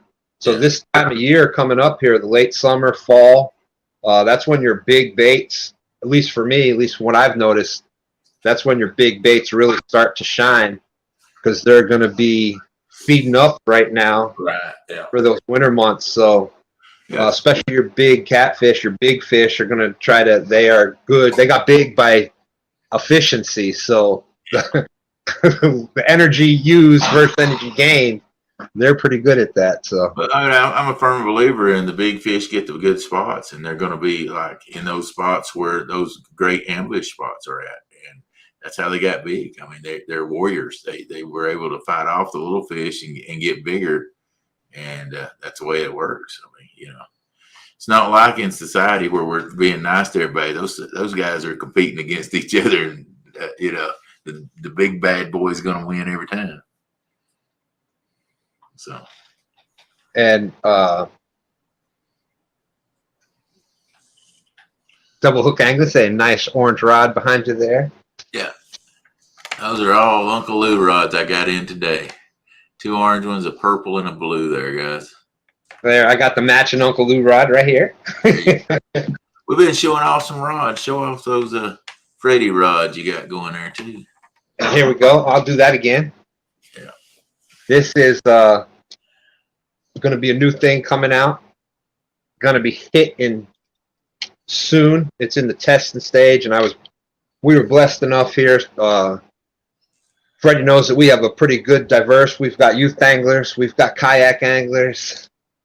So they're going to get their work out, but it's in the testing phase. I still say that's a great for a boat if you're without a doubt. If you're fishing them as down rods at the back of the boat, up at the top of the boat where they're down there low, hard to get out of the rod holders. Those are going to make a difference. It is. I might have to check a price tag out on those and get 2 of them to go on the front of my boat.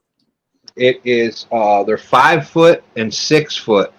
It's the double Y. It's youth and yak, but Stand 3 really put a test on them today, fishing from the yak. A lot of suspend drifting and different things like that. And he's going to be putting out a video very, very soon. So look for that.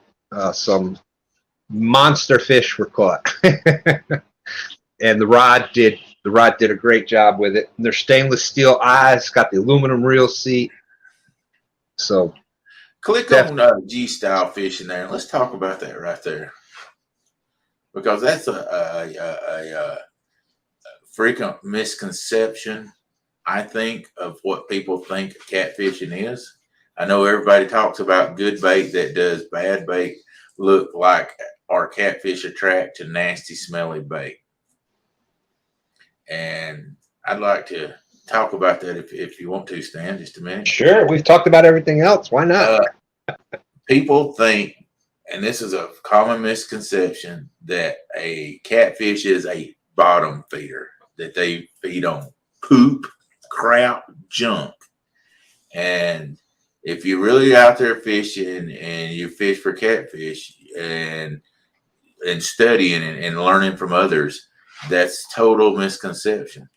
Uh, People go, well, give me some of that nasty old rotten fish right there that's left over 3 days. I'm gonna fish with it. I'm gonna tell you something. I don't want to fish with it at all. If fresher the bait you can get, the better you're gonna be if you're fishing for a good catfish. Now, I'm not saying small channel cats out there that's just trying to get whatever they can get to live off of. They're going to get what they, they're down way down. When you're talking about the food chain, the small fish are way down here. So they've got to take some of the stuff that, that's out there. That's why you get small channels on chicken livers and these dough balls and stuff like that. But when you want to truly get into that bigger fish, it's my opinion, better bait, fresher bait. And I use frozen skipjack and I use frozen bluegill. But if I can get my hands on fresh bluegill or fresh skipjack, I'll use that over the frozen stuff every time. So to me, you can't get the best, freshest bait is live bluegill or live skipjack. And I use cut bait. I do use some live stuff every once in a while, but 90% of the time I have better luck on cut bait. But to me, the fresher, the better. No, don't use rotten fish or rotten chicken or anything like that. You might catch some, but most of the time it's going to be a small fish that's just trying to get something to eat to survive on. That's my opinion. Stan, you can give yours. Well, it's pretty much the same thing. I'll tell you how important we think fresh bait is here, that it's nothing for us to multiple times on one trip. Now, we're lucky enough that we can use a gill net here. So we can set a gill net, fish, come back and check it. And, we don't want to leave it out too long because, you only want to catch the bait that you want to use. But we try to have fresh bait. And when I say fresh bait, I mean fresh caught bait, like every 4 hours. Because that's going to have the most blood. It's going to have the most scent.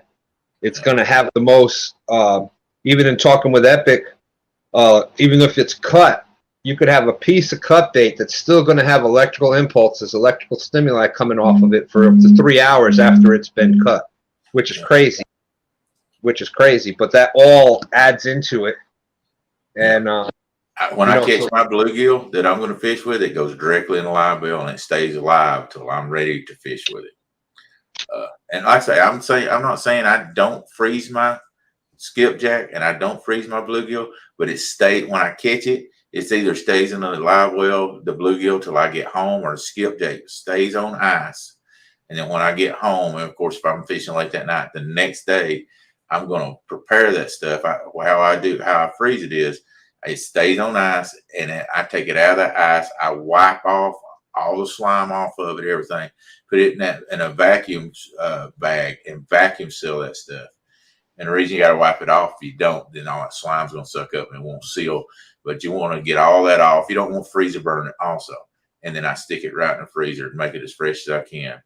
But if somebody says, hey, I caught skipjack yesterday, I'm leaving my frozen in the freezer. We're going to go fish with that skipjack. That's something that he's had on ice that he caught yesterday or whatever. As fresh as I can get it, that's the way I'm going to fish with it.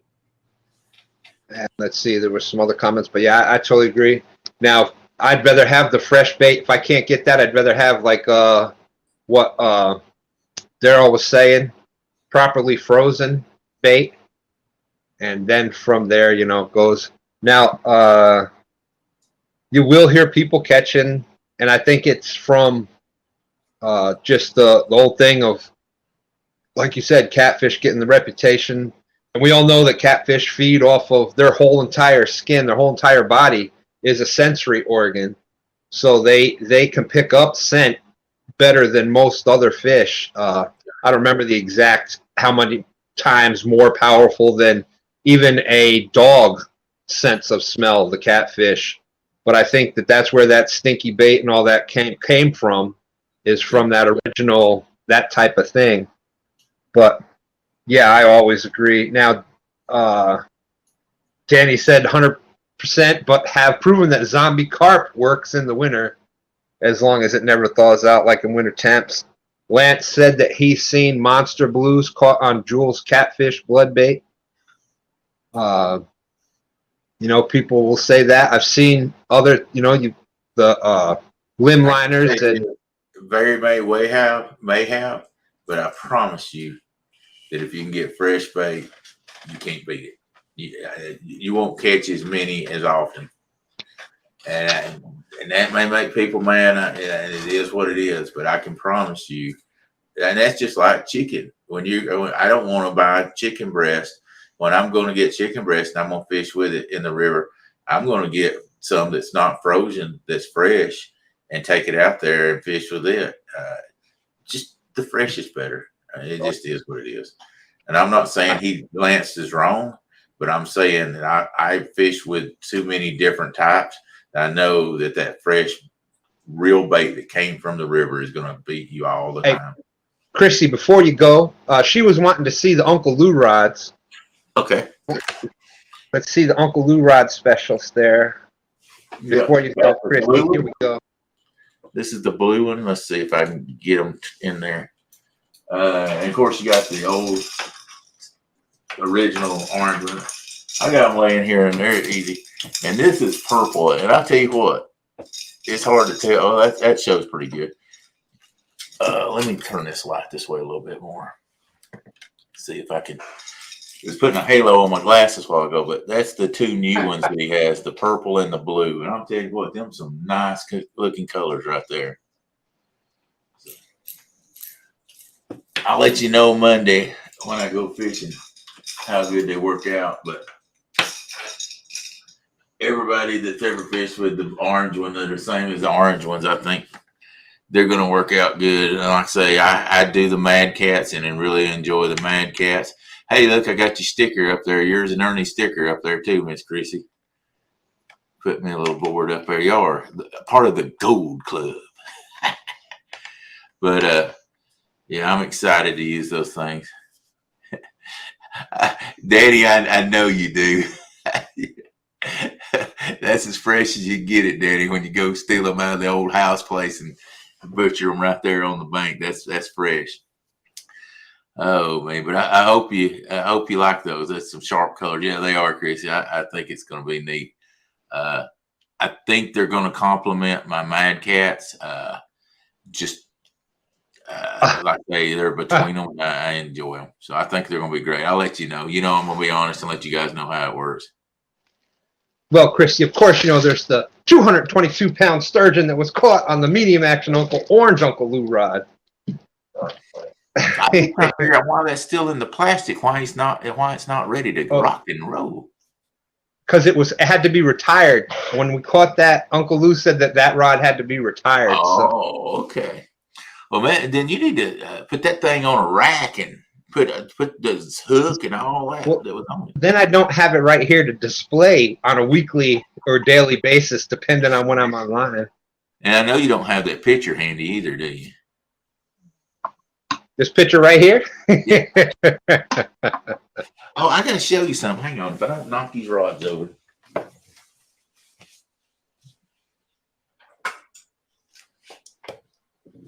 Double Hook Angling says we only. Oh, there you go. That's my 73-pound flathead. Freddie did for me. There you go. Yeah, I caught that with Bobcat. 73 pounds. And I'm sure people have heard it before, but if you're new out there, anybody that wants a special moment like that, you talk about a great gift. Freddie's Outdoors Adventures, his link is out in the description. The new rods will be coming out, the new FOA double Y rods, that'll be coming out soon. You can get all that information from Freddie's Outdoors Adventures. So his link is out in the description, but he does a great job. I mean, you talk about a special present. Getting one of those wood burnings of a special moment is just unbelievable. Daddy Stone said my catfish bait got away from me last year and still running down the riverbank last he saw.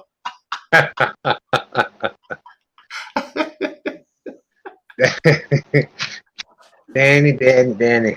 Nothing surprises me with Danny. Palmetto wants to know what the Mad Cats.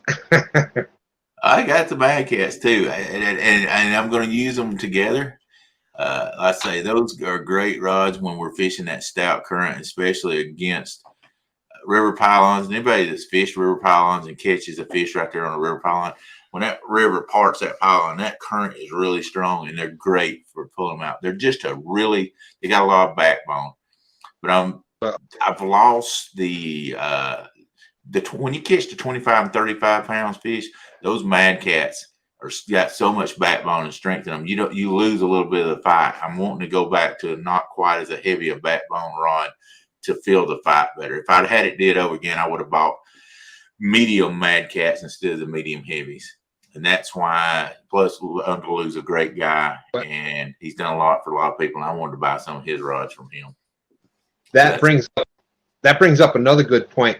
Don't get caught up in the term medium heavy, because it's totally different for different rods, different, the ugly stick catfish specials are considered medium heavy, but they're basically a ultra light, I guess, in the catfish world. In the catfish world, a 2-ounce sinker on those make them bend double.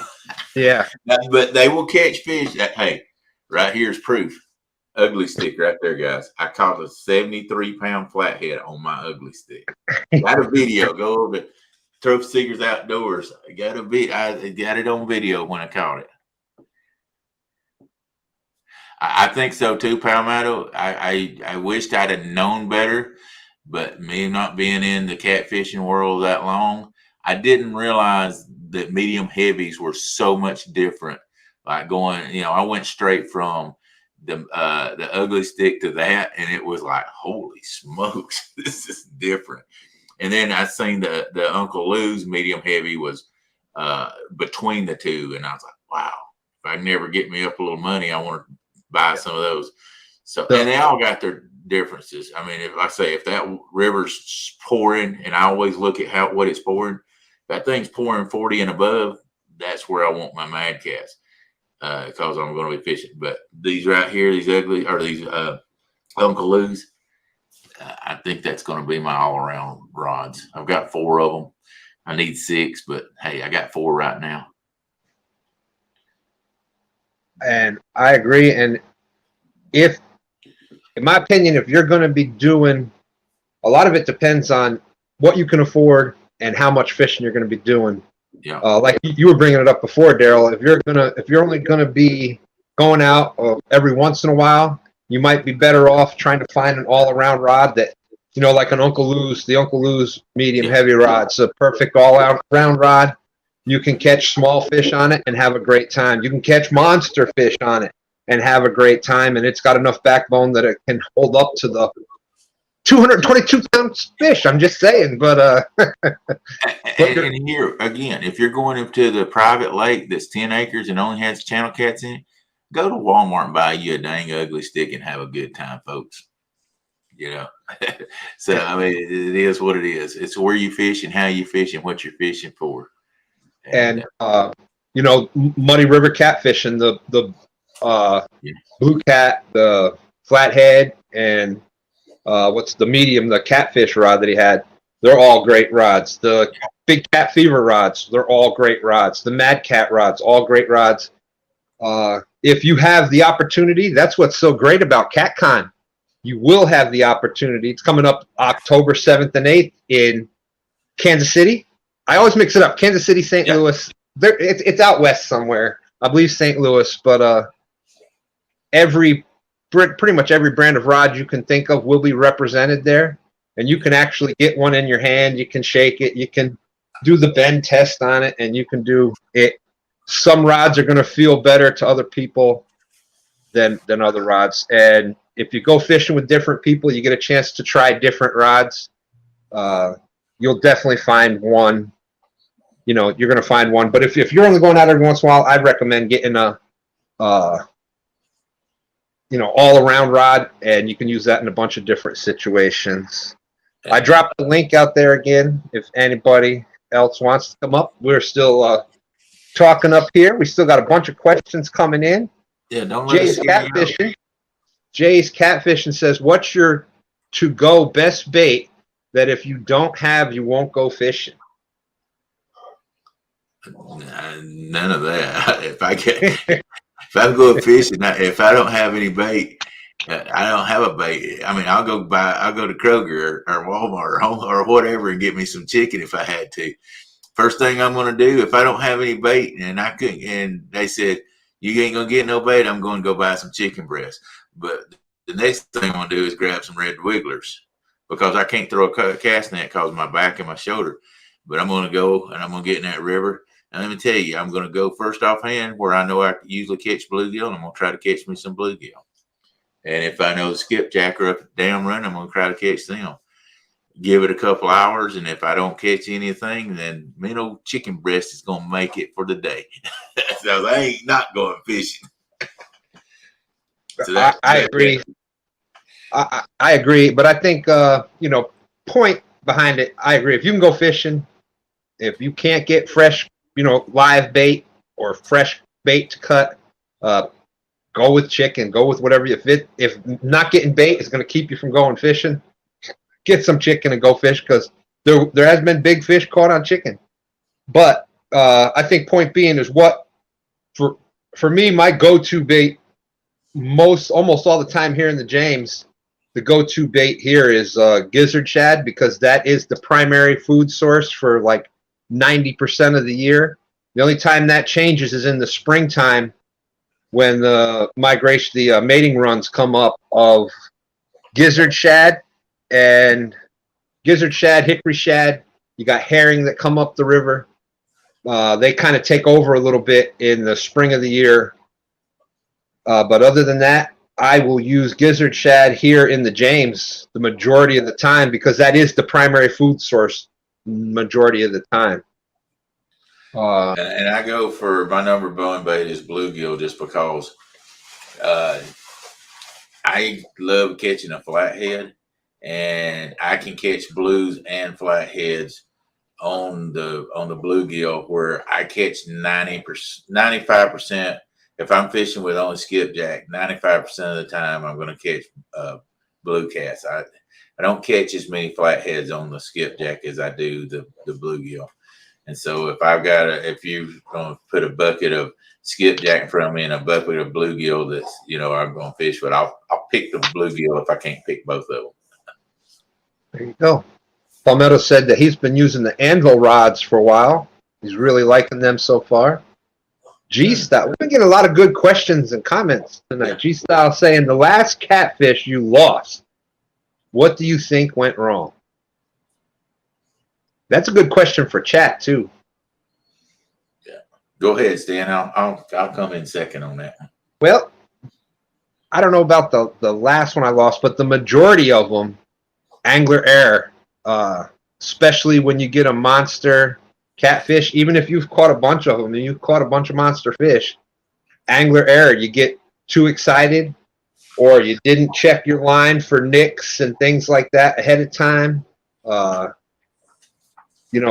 circle hooks set themselves, but man, you get that rod bent over where it's down 4 eyes and you want to and sometimes you'll just yank it right out. Sometimes it's Jody lost a monster last night, I think, and she said it was on braid. Well, 40-pound braid and river structure don't mix well with a monster fish. Yeah. She learned a hard lesson to use mono from now. But you know what? She'll never forget that. Yeah. They are double hook angling. I jerked on a circle hook because I forgot it was a J hook. Yeah. Yeah. Hook size. And the last fish I caught was, like I said, was fisherman error. I lost it because I did not tie a good knot when I was putting on my hook. And I knew it when I brought my line in. You want to know how you know the difference between you broke it off and you didn't tie a good knot? It'll be squiggly. That line will be squiggly where it was a knot, but it pulled out. If it broke, it's that 99% of the time that line's going to just be broke straight off and it's not going to be squiggly.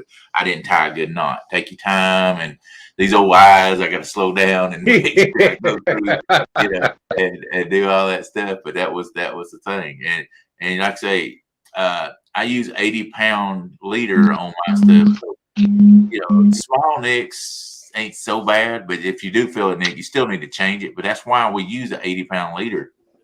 I know I keep grabbing this stuff back here, but you know, I use an 80-pound leader. I use 40-pound mono with an 80-pound leader. And when you're fishing in that Tennessee River and you're rubbing against bridge columns, I mean, when I fish bridge columns, I mean, I'm putting my weight, my lines right up against the left side and against the right side, and you're bringing them up to, you know, get on that concrete and rub it. You want a good line and not braid that's not going to fray and break. And you know, I use Berkeley line, but I use that 60-pound leader. And if it gets nicked a little bit, 80-pound, if it hits a rock or whatever gets nicked, it's not as much going to break. And that's why that leader is that way. So it makes a difference.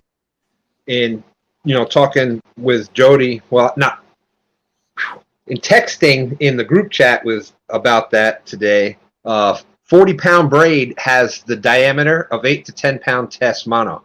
Yeah. 40-pound mono, it's about 100-pound. 100-pound, I think it's at 100 or 120-pound. Yeah. Braid is about the same diameter as 40-pound mono. If you go up to 80-pound test mono, it's like 200 or something pound braid would have the same diameter. Here's some 60-pound, 65-pound braid right here. You can see that's just so tiny, 65-pound braid.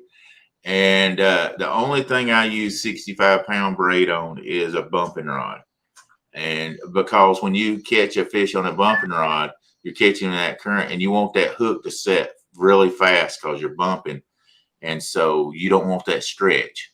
But you use a mono leader anyway. You still use an 80-pound mono leader with this braid. But that braid, like I say, is about like 20-pound. You know, it's 65 pounds, but it's like a 20-pound mono. So you want to, even though you're using this when you're bumping, you still want to use that leader. And I use about, when I'm bumping, I use about a 2-foot to 30-inch leader, just where when I'm bringing that fish up, if he's down in some structure, that I don't lose it. But that's what I use is 65. When I'm skipjack fishing, I use braid skipjack fishing because I don't want that stretch. I want that fish to come in. And if I'm free lining, and free line fishing is when and I've got some videos out there.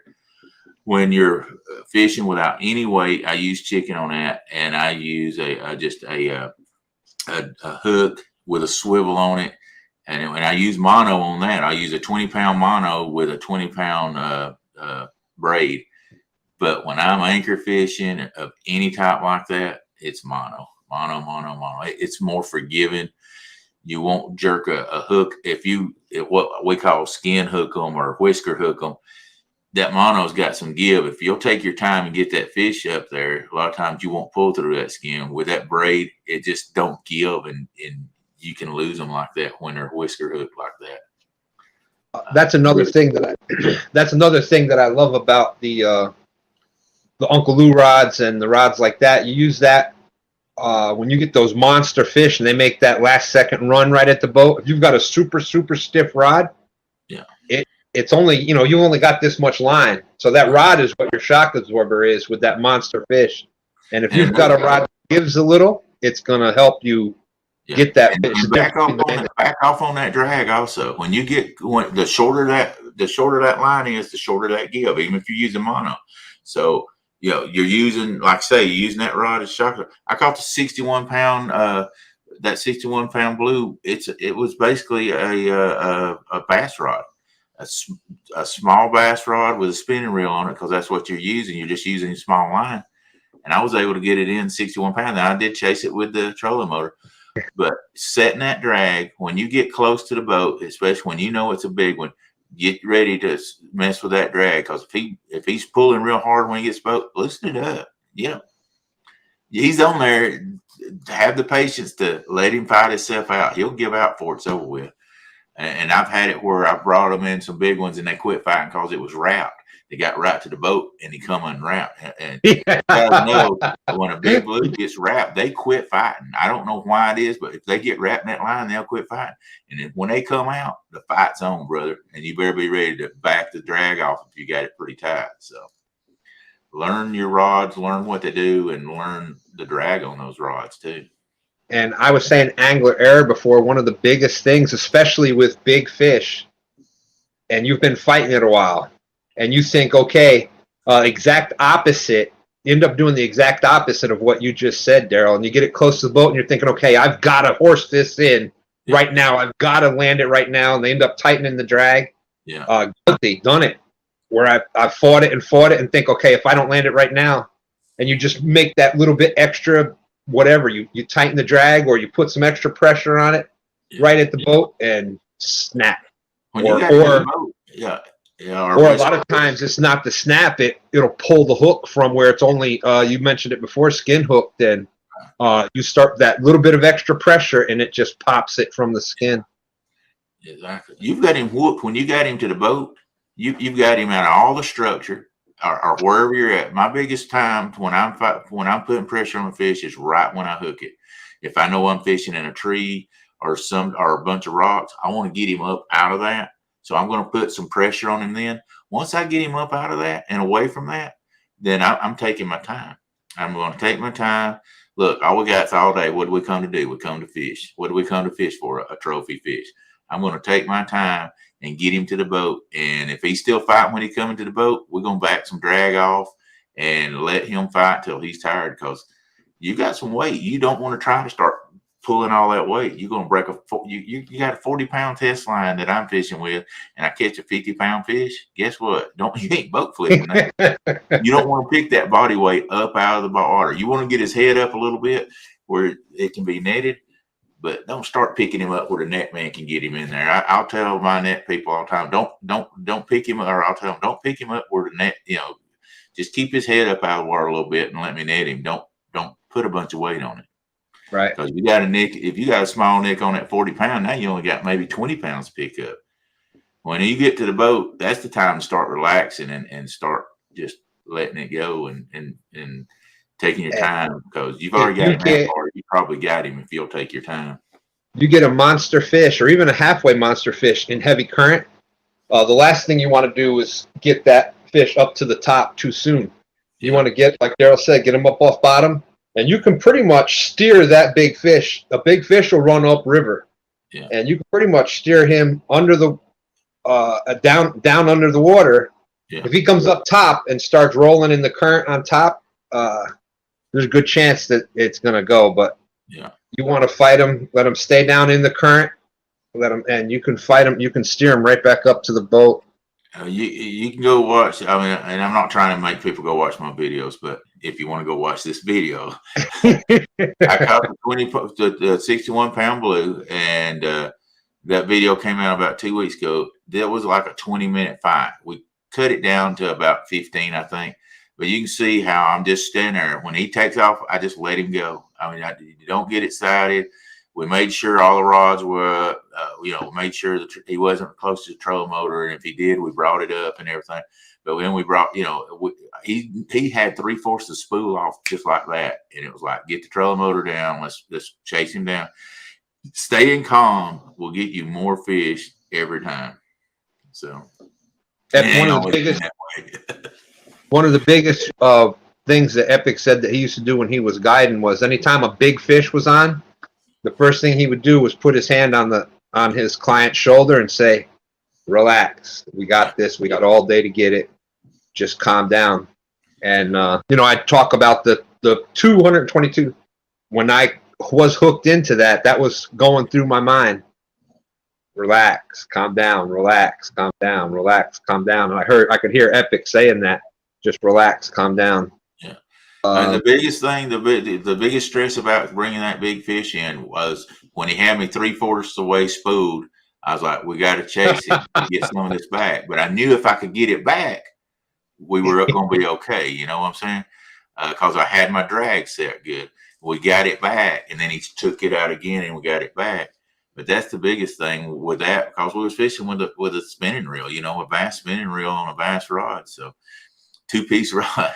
And so that was the biggest thing, that was the big thing, was this, the excitement was just to get some of that line back, because he had me 3/4 spool in the first 10 seconds. I mean, he took a run, just you can hear it on the on the video. It's so loud. I mean, he's taking it out and just staying calm. And, you know, I got guys that actually, it was Russ and Shannon was fishing with me.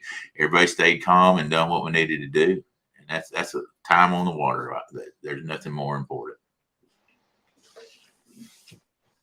Let's see. Steve, Double Hook Angling said they've also downsized, started using 5/0 hooks instead of the 8 and 10/0s, and their hookups have been better. Yeah. You know, that's, if you're having a lot of short strikes, that is one of the usual general rules of thumb, is to downsize bait and downsize hooks. And it was a 2/0 hook. It was a 2/0 hook. There was a 2/0 hook that I caught the 61 pounder on, but I had the drag set for a 2/0 hook. Like, once again, getting everything rigged for what you have on your line. It was a 2/0 hook. Was I worried it was going to straighten it? Absolutely not, because I didn't get excited and go, oh no, let me tighten this down. These, you know, you just fish with what you got. This time of year, people are upsizing the bait. This is a good question. Is it best to use a double hook for short strikes, and is the stinger smaller than the main hook? You ever use double hooks? If I did, I have, and if I do, I'm using the same size hook for the front as the back. I mean, because I'm fishing for, if you're using a big bait, you're fishing for a big fish, right? You know, and am I worried about missing that little fish? Not so much. If I'm really fishing for a big fish, there's days that I'm going out and I'm just throwing honker pieces of bait, you know. I totally concur. If we're using, and most of the time, even with a big bait, we'll only use one hook. And just the biggest thing is trying to hook the big bait properly so that it doesn't twist up. And so that a lot of times with a big bait, people will use too small of a hook. And if that big bait gets caught up, I've even had it happen to me. Oh, I've had it happen. Yeah.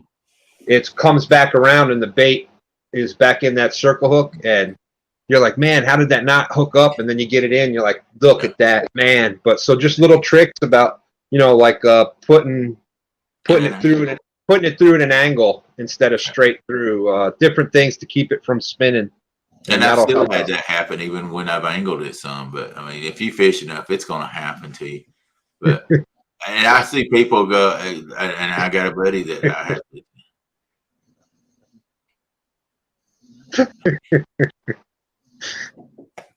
Wow. Wait a minute, I'm supposed to be heard about that, ain't I? I see people go, well, I'm going to throw this big old honking piece of bait out there, but the rest of them I'm going to put small ones out. It's like, so you're going to fish. You want to catch that big fish, but you're throwing one piece of bait out there. So you're limiting yourself to that one bait straight behind the boat or whatever. And all the rest of these aren't. If I'm fishing for a big fish and I'm thinking that they're going to hit big baits, every piece of my bait's going to be, because why are you fishing with 6 or 8 rods and you're going to fish with one big piece, hoping that big thing's going to go, oh, this one's not big enough. This one's just, we're playing Goldilocks, you know, oh, this one's just right. I'm going to entice that big one with all of them. And if I'm not catching any fish, I'm going to downsize because I want to catch fish, but I'm going to fish the first 4 hours a day at least trying to catch that big fish, and then I might start downsizing if I'm getting a lot of short hits. But if I'm fishing for a big fish, I'm fishing for a big fish. It's Roger Muskrat Adventures that says the best way to catch a big fish is to be prepared to catch a big fish and be fishing for a big fish. So G-Style Fishing says, has anybody gut hooked catfish with circle hooks, and what tools do you use to remove deep hook? A pair of scissors or a knife and cut the line. That's you never ever try to remove a hook, because the acid will eat through the hook and it'll remove it. If you try to take it out, you're gonna damage the There's too many things to damage. I'll tell you, I caught a fish and got a video of this one. I caught a catfish that had a hook coming out of his anal. And I actually it was coming out and it had cut him on a piece. And I actually grabbed the hook and pulled the rest way out. And I said, man, I made this catfish day. I know he feels a lot better. He had digested that hook, and it was rusty, but he had digested that hook and it was actually coming out. And I got that on video. I don't remember the name of the video, but where we actually pulled that hook out of its anal hole and got it out of there. And I'm like, I bet you he feels better when he goes to poop. It was a worm hook from a bass fisherman that it had took. Crazy. Double hook, circle hooks, 99.999% of the time. But we have gut hooked the fish with a circle hook. Believe it or not, it does not happen very often, but it can happen. I think I've done it one time, but yeah, you don't have it happen very much. And if you do, like say, hooks don't cost that much. Cut the line and let it go. And cut the line short so it doesn't got this big piece of line. Yeah, I reach as far in there as I can get and flip. Hand on the spool if it runs. It's according if I'm running real loose. If I'm running real loose, but I don't run mine real loose, I very rarely try to slow him down with a spool because I'm trying to set my lines. All my reels are the same, and so I know the way my drag is. And besides that, I test them with my hands anyway. So usually I'm not tightening up or holding it with my thumb just because I've already got it set the way I want it. I don't know about you, Stan, but that's the way I am. Yep, I totally agree. Let's see. David Smith, what do you do when you're like Bobcat and forget the net all the time? Pray to God you got somebody with you that can bend over the rail of the boat and lip that sucker for you.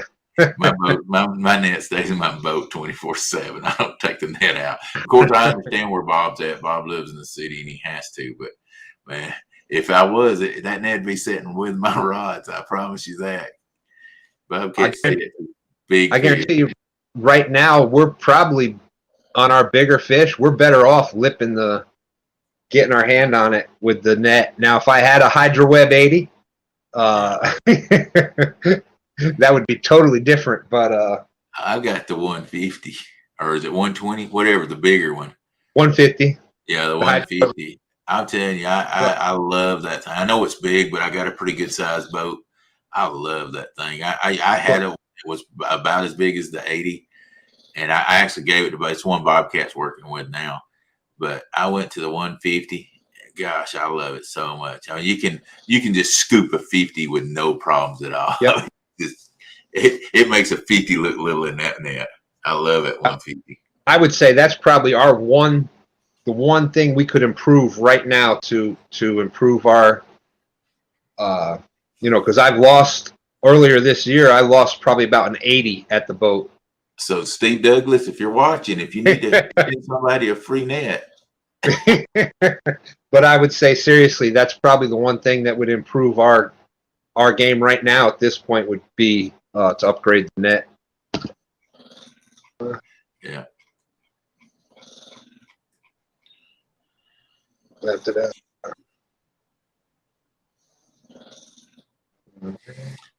Trying to look, there was a bunch of questions. Oh, fork, stick, and bait clickers. Takedown. You fish in Virginia. That's just asking for your rod to be taken. Lance is taking off.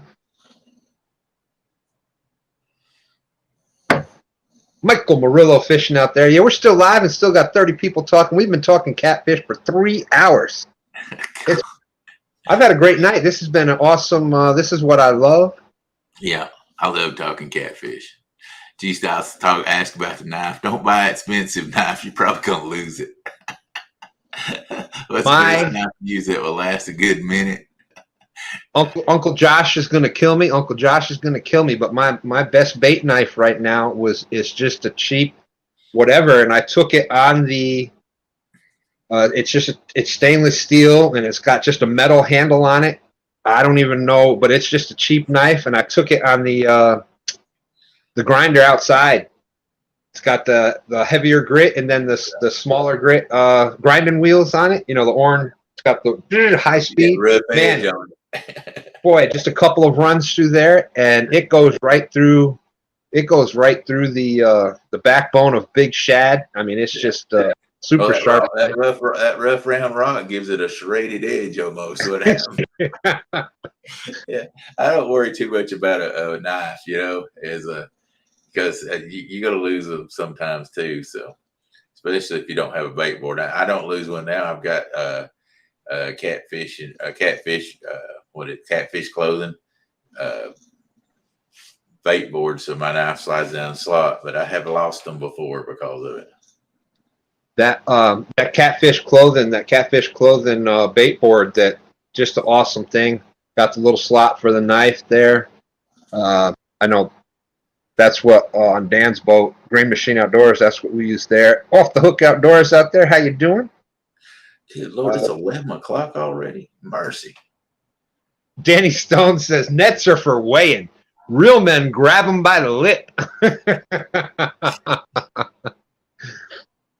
and hey, I agree. Like in the kayak, you know, most of the time the kayak is limited space, so most of the time that's a kayak. That's what they do is they get it close. They don't have the luxury of having space for a big enough net most of the time. Yeah. Yeah, keep a glove, and you know you can get those grippers too. I use the grippers a lot of times just to control the fish with too. I have had a fish, and this is just, you know, I've brought a lot of fish in that I brought it in, and he got loose from me in the boat and flipped around and broke his fin up on its back, and all. I felt bad about that, but you know, I like to get them controlled where they don't break their little spurs off or whatever, and keep them as good a shape as we can. I know that'll make a mark on their mouth, but it's better than them injuring themselves flopping around in your boat and stuff. But I do agree, Danny, that it is the best way to weigh a fish is in a net or some sort of cradle. Yeah. Never ever, if that fish is above, I don't know, 10 pounds or so, I always try to put it in a net or something like that to get the weight.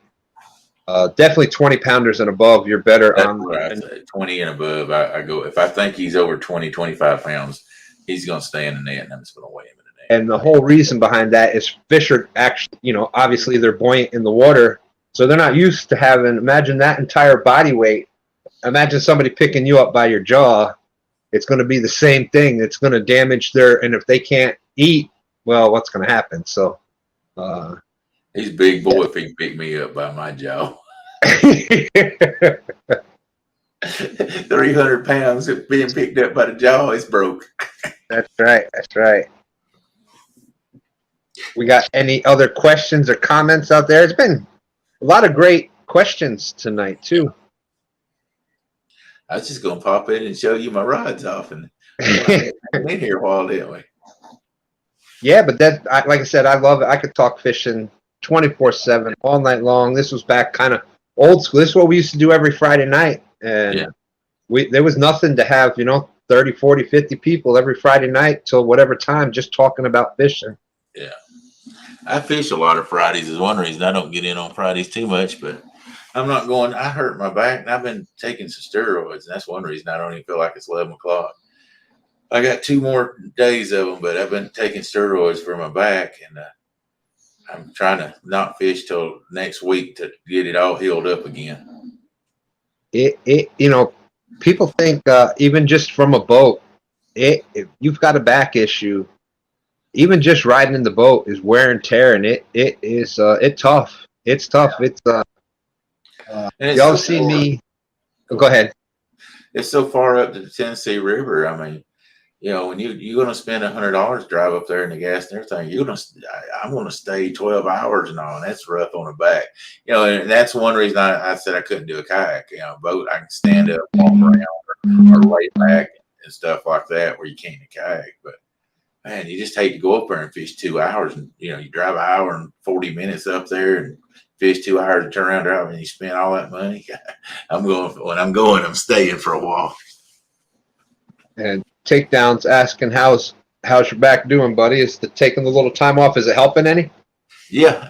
I say I went to the doctor and my shoulders. I've got a bad rotor cuff, so he gave me a shot in the shoulder, cortisone shot in the shoulder, and uh, then gave me some steroids for my back. So it's getting a lot better. I think I'll be good to go by Monday for sure. Thank you for asking, though.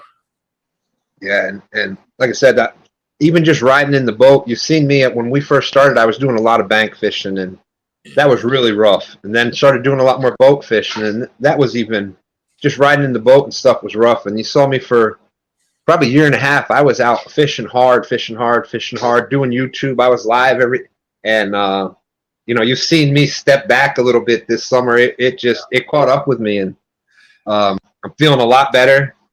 Yeah. Feeling a lot better now, and looking to get going back in it, picking it back up again a little bit. But yeah, it'll wear you out. It'll wear you out.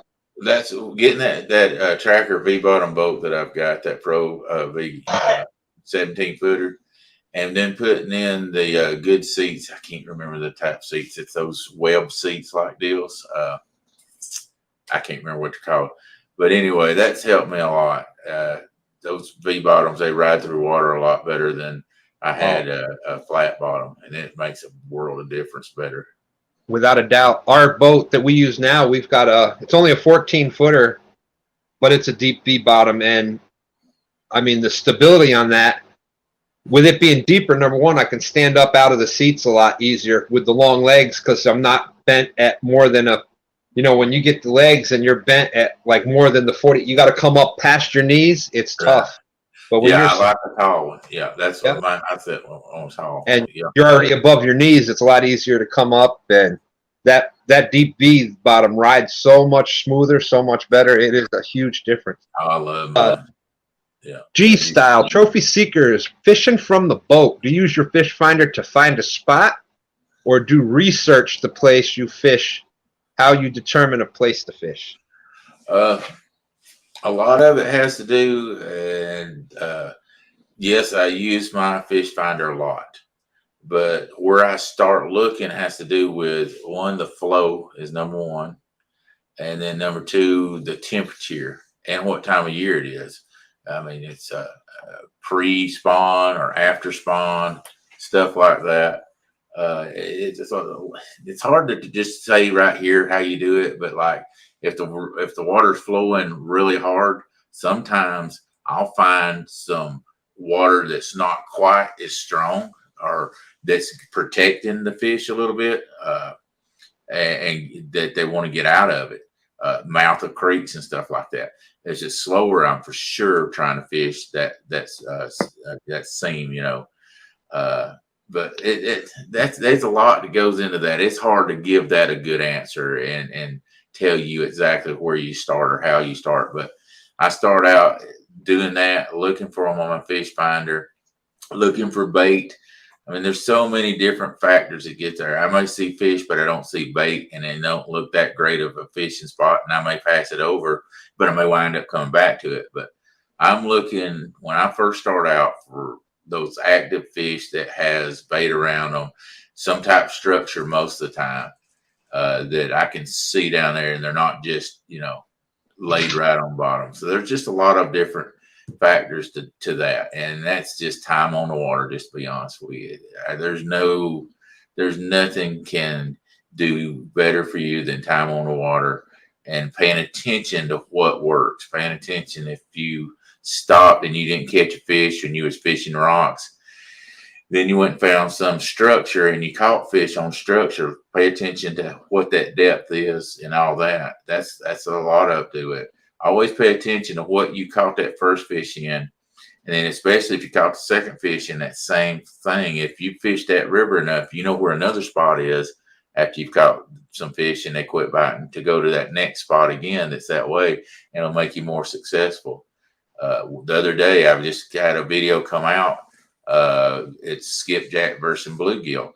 We found them on the bridge columns. I mean, my goodness, every time we throw it out on a bridge column, we caught a fish, and we found out. And I'm not going to tell you which bait did better. Just go watch it.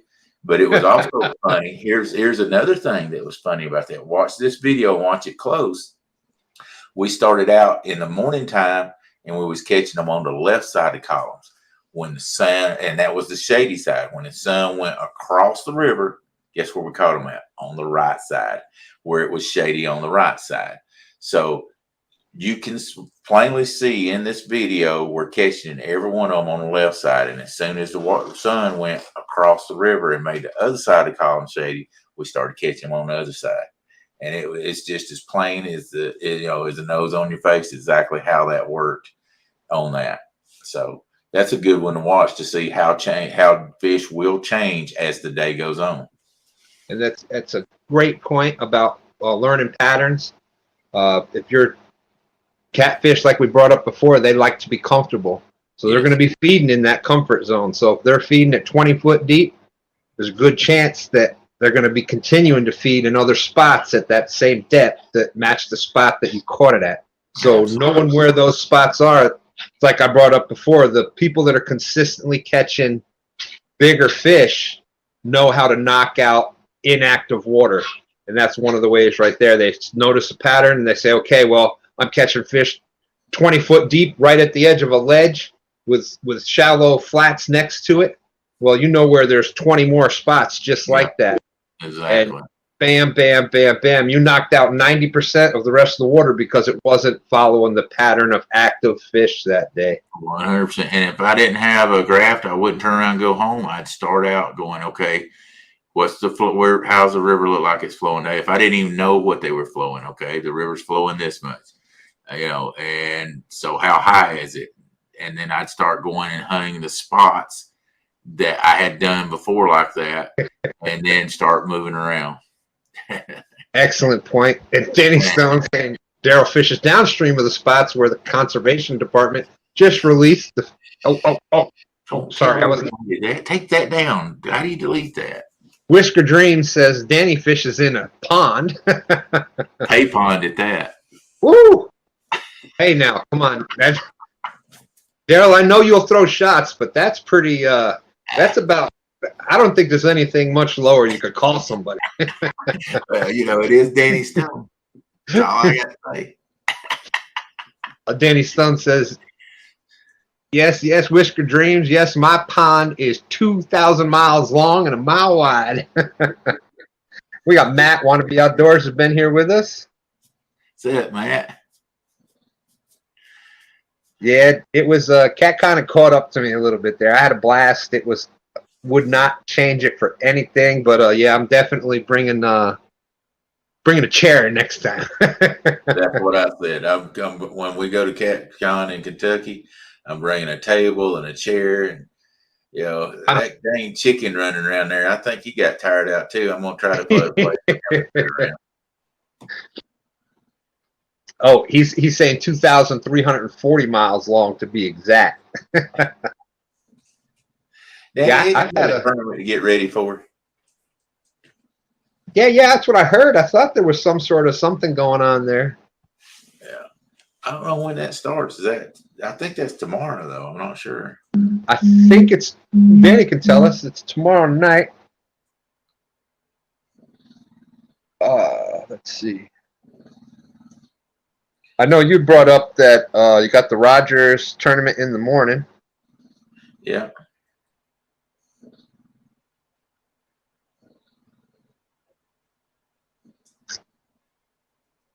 I dropped the link there again if anybody wants to pop up before we get out of here. They don't like us.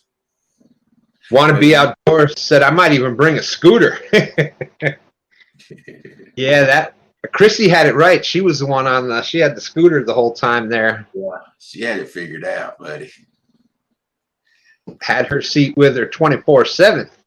Yeah, but yeah, I'm gonna bring a table and we got T-shirts that we sell anyway. I'm gonna bring me a table and sit there and set up, and that way I can have some rest. That's standing all the time. When you got neuropathy in your feet and hands from all the chemo I done, they start swelling up. It is no fun. Yep. But like I said, I wouldn't have traded that for anything. No. Danny said I should borrow Brian B's Segway. Oh, that's hilarious. Mall cop. Oh, there we go. Well, if Take Down a View or Danny want to talk about that, drop the link. He says Boar's Nest gonna whoop them river bites. Come on up and tell us about it. Yeah, we need to know the rules and all that stuff. Don't That's be right. shy. We need the 411, the info on what's going on. Yeah, there you go. That's going to be, I think that'll be a fun tournament. Yeah, and what time is it starting and finishing? I don't know about that one. I don't know about the rules. I just know it's happening. I don't know what Yeah. We've got contestants out there that have been invited to come up and to, tell us about it. But I mean, if we can sit here and talk for 3 hours, they can give us 5 minutes of info to keep spreading near with. I've had a great time up here talking with you tonight, Daryl. It's not the first time we've done it, but No, definitely enjoyed myself up here with you tonight. I think we got we had a lot of great questions, a lot of interaction with the chat. I love that kind of stuff. yeah. Hopefully, we said some stuff that can help some people. That's what that's always the goal when you're doing something like this is. And maybe that is the whole reason. That is the whole reason I started this, to show. Yeah. When I first started doing the YouTube, I could barely get out the door, and I'm like, I know enough. I've been fishing for almost 5 decades, so the whole point of doing it was to get, help people, Right. motivate people to get out there and go do it, and I really enjoy being able to have part of this. Oh. Yeah. Danny Stone says somebody take down Catfish and he fell asleep and dreaming. I was upset they had somebody drop out of that, and dang Hogleg and Kenneth didn't ask me to fish for me. I said, man, I'm so upset. And he goes, I didn't figure you'd care to fish with somebody like that. I'm like, man, I fish with anybody. I don't care. And look, I'm right here in Virginia with Kenneth, and I didn't get an invite either. So on the Great James River, the Great Mighty James River. I mean, Mighty James River, boy. It didn't even get an invite. G Style says, don't play with Trophy Seeker. He does catch big fish on small rods. Every once in a while. And he might know some wrestling moves too. Woody started working with another company. He keeps telling me he wants me to come up there. I told him I might come up there a couple of times, check it out. I miss wrestling, but boy, it's a lot of work. I wouldn't get back in it for nothing. I imagine nowadays it'd be, even with all the different restrictions with what had happened with COVID and all the different rules and regulations that would have to be followed. Yeah. Says percent to 12 Central, 6 to 1 p.m. Eastern. Is that 5? I don't know. Oh, it must be 5 to 12. So 5 at night to 12 Central, 6 to 1 Eastern. Oh man, they're gonna get started early in the morning, 6 a.m. in the morning. I think it's at night. So is it tomorrow night? Oh no, it says 6 to 1 p.m. Yeah. Danny Stone, try that again, because you're about as clear as your river. That didn't just come quick. Take that catfishing. I'm surprised I'm fishing myself. I don't catch no fish. Come on now. Come on, Kenny. You fish in the mighty state of Virginia. I got his sticker somewhere up there. I don't know. Oh, well, it's at night. I thought it was at night with them. So it's tomorrow night, 5 to midnight or 6 p.m. to 1 a.m. Eastern time. So you got Rogers tournament in the morning, and then you've got that one at night. Okay. Wow. See, I could have made it, and they didn't even ask me. I'm so upset. I may not sleep tonight for that. Yeah, guys, I love you guys. Y'all have fun with that. I think that'll be fun. Now it's from 6 p.m. to 100 a.m. Come on, Ken. Well, click on that one. Now that's a good one there, Coach. Bless his pointy little head. You need to come up here and talk to us. Where's that link? Drop that link.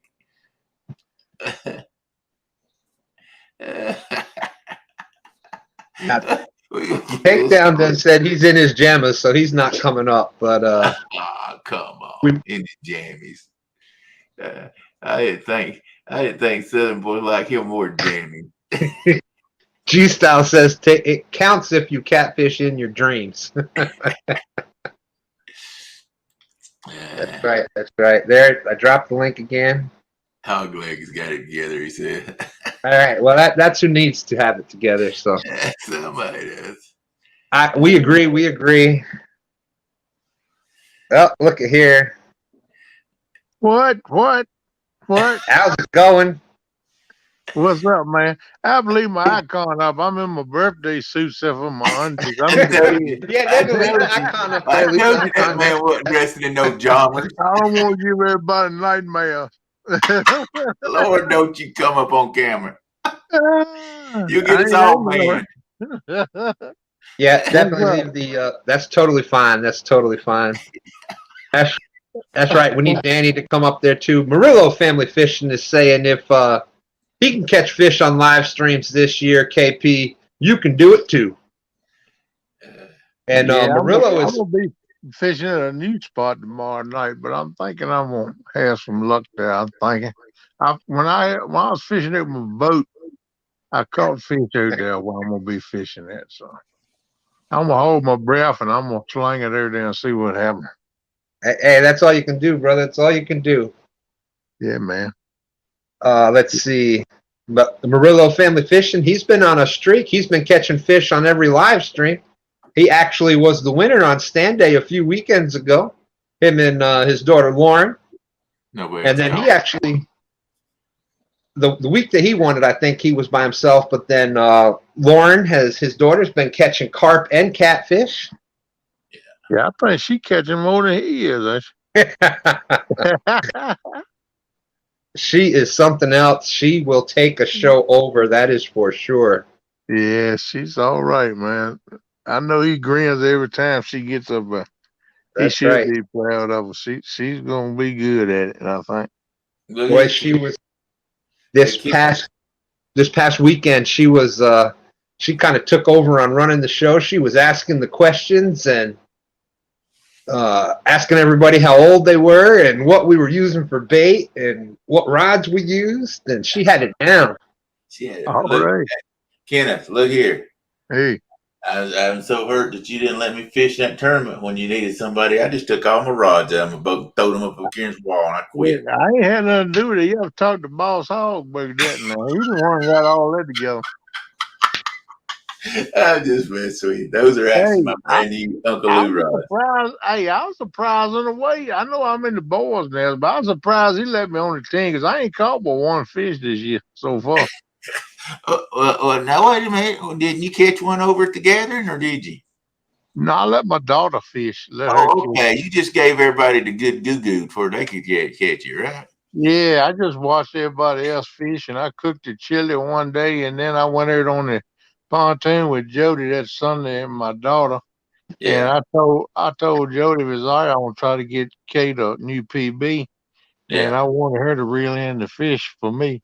And Jody said, well, she'll reel in everything today then. So we wound up, she caught, I don't know, what was it, 4 or 5 fish? The biggest one was 27.18. So that was a new PB. So awesome. That's awesome. Hey, that got a hook. She said, you know what, Dad? I like Tennessee. I said, yeah, I do too. She said, we're going to have to come back here again. She said, I like fishing down here. I said, yeah, I do too. I can't wait for y'all to come back. We'll get you out there again on the boat. Try not to get barges. I'm gonna try to get down there. Try my best to. I got my boat back home last Monday, but I got to do some more work on it before I can get it running. I just had to get away from that boat shop, man. He was trying to take my boat. So yeah, Yeah, I got it back home. I'm gonna get it as my wallet lets me get it. I'm gonna get it running. There you go. And Daryl, we got some more people that joined us here. There's see Uncle Lou out in the house. We also got my OG broadcast brother, Creole Catfishing. What's up? What's up? Hey, Good to see Creole. everybody. We've been doing an old school Friday night here, sitting here talking about catfishing for over 3 hours. It's 11:30 now. As a matter of fact, one of the big topics tonight was those rods that are right there over Daryl's right shoulder. Right there. Yeah. I've been showing them off. I'm so proud of them. I can't go fishing till Monday, so I got them in here in my little studio, eyeballing them. Just can't wait. You notice since I did the little unboxing of them today, now I done put the reels on them and the line, and hey, they ready to go. I know you itching to throw them. I bet you've been here practicing in the yard with them, ain't you? I ain't gonna lie and say I didn't throw them a couple times. I know you did.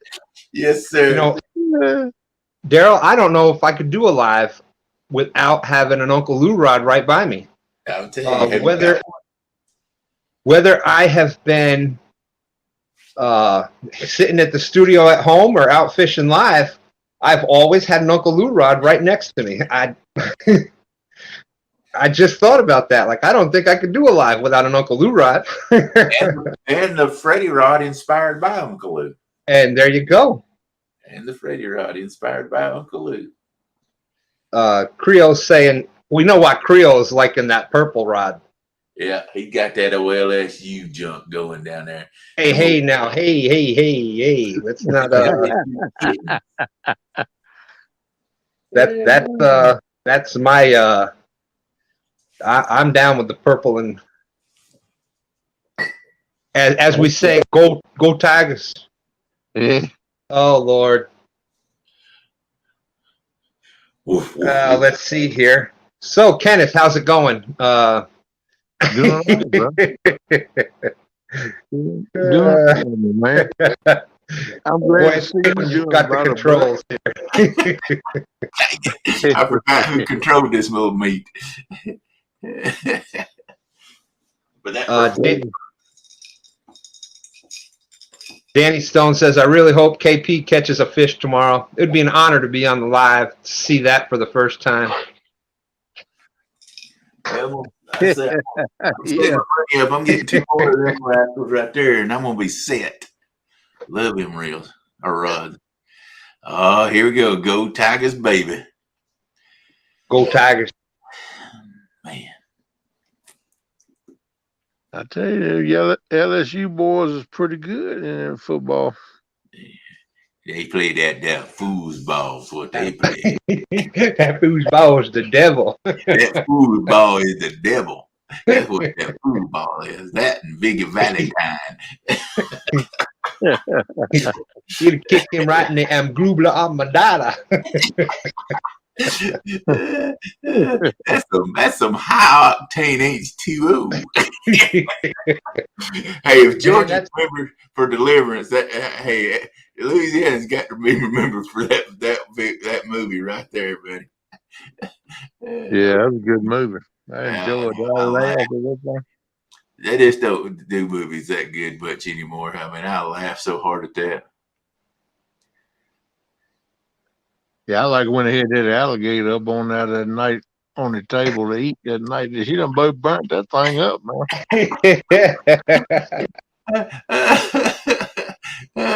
That was a funny movie, though. I'm all for some gator, but that was a little bit too toasted for me. Yeah, I don't like my gator well done. No, I don't like it like that either. I eat gator tail, but I ain't, them little young ones burn up like that. I believe I'll pass. That's for sure. Man, I don't know what Danny Stone's. I ain't never seen Danny Stone write so fast in all my life. He says he really hopes you catch a fish tomorrow. It'll be an honor to them moves fast to be on a live to see that for the first time. Oh man, now that's smack talking, Kenneth.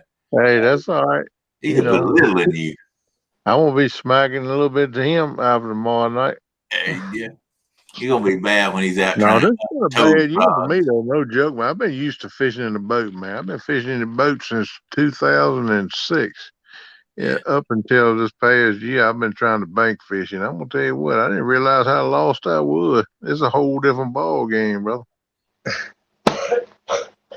But I have caught one earlier in the year. I've hung up several times, but just didn't get them in. Arkansas is getting a little better. They coming on. They coming on. Sweet. Danny Stone saying, I must be getting drunk. You guys are starting to make sense. Go bed, Danny. Go bed. You know what I say about them Louisiana Tigers on there, don't you? Dog bait, baby, dog bait. Oh, we got Oregon tomorrow, though. That'd be So back to the real conversation again. my feeler. You're gonna hurt my one feeler. You keep doing that. Well, you're right, Creel. It's now I see why everybody kicks me out when I start bringing up that sturgeon story. Oh God. Here we go, that stupid sturgeon. I was live the other night, and I called your name 3 times. I thought you was gonna come in there and tell me that about that sturgeon, but you didn't. You didn't come in. I said, man, I thought he was like Beetlejuice. You called his name 3 times, he come in. Well, you know, y'all be seeing me a little bit more. Y'all be seeing me a little bit more. I've been taking a semi break, and I've been watching sometimes, and just not getting involved with a lot, but. Yeah. Be getting back around a lot more. In there. You like Chad just putting eyeballs in the chat. Yeah.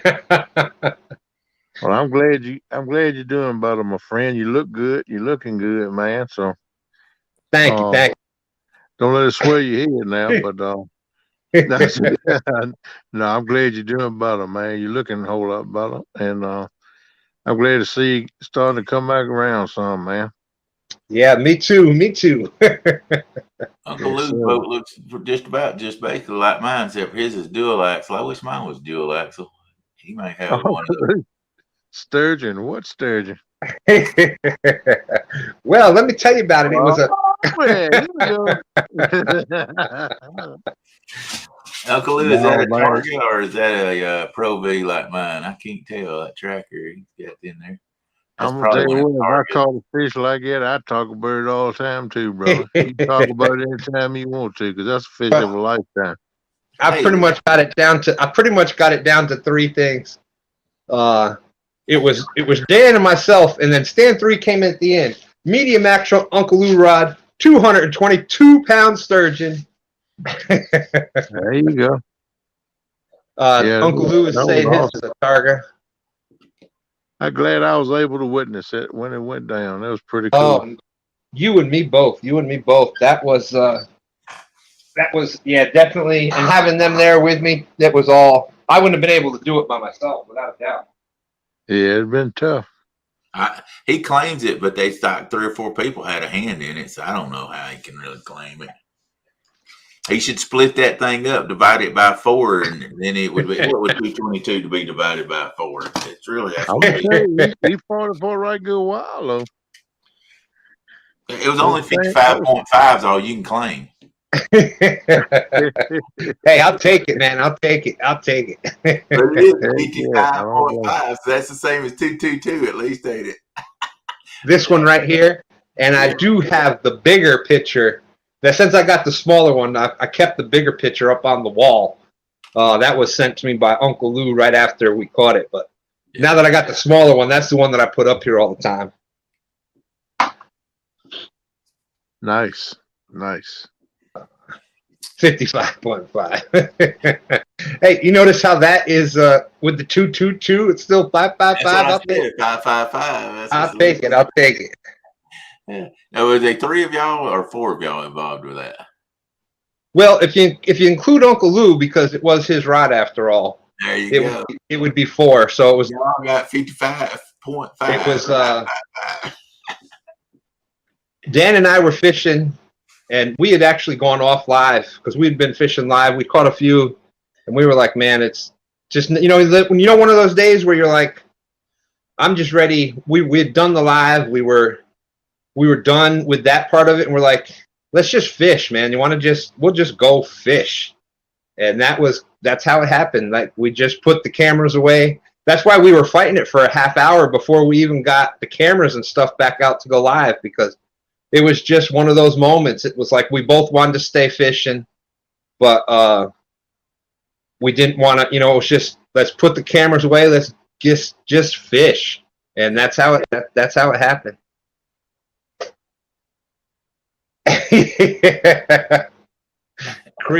Creole and I both have the S word fish now.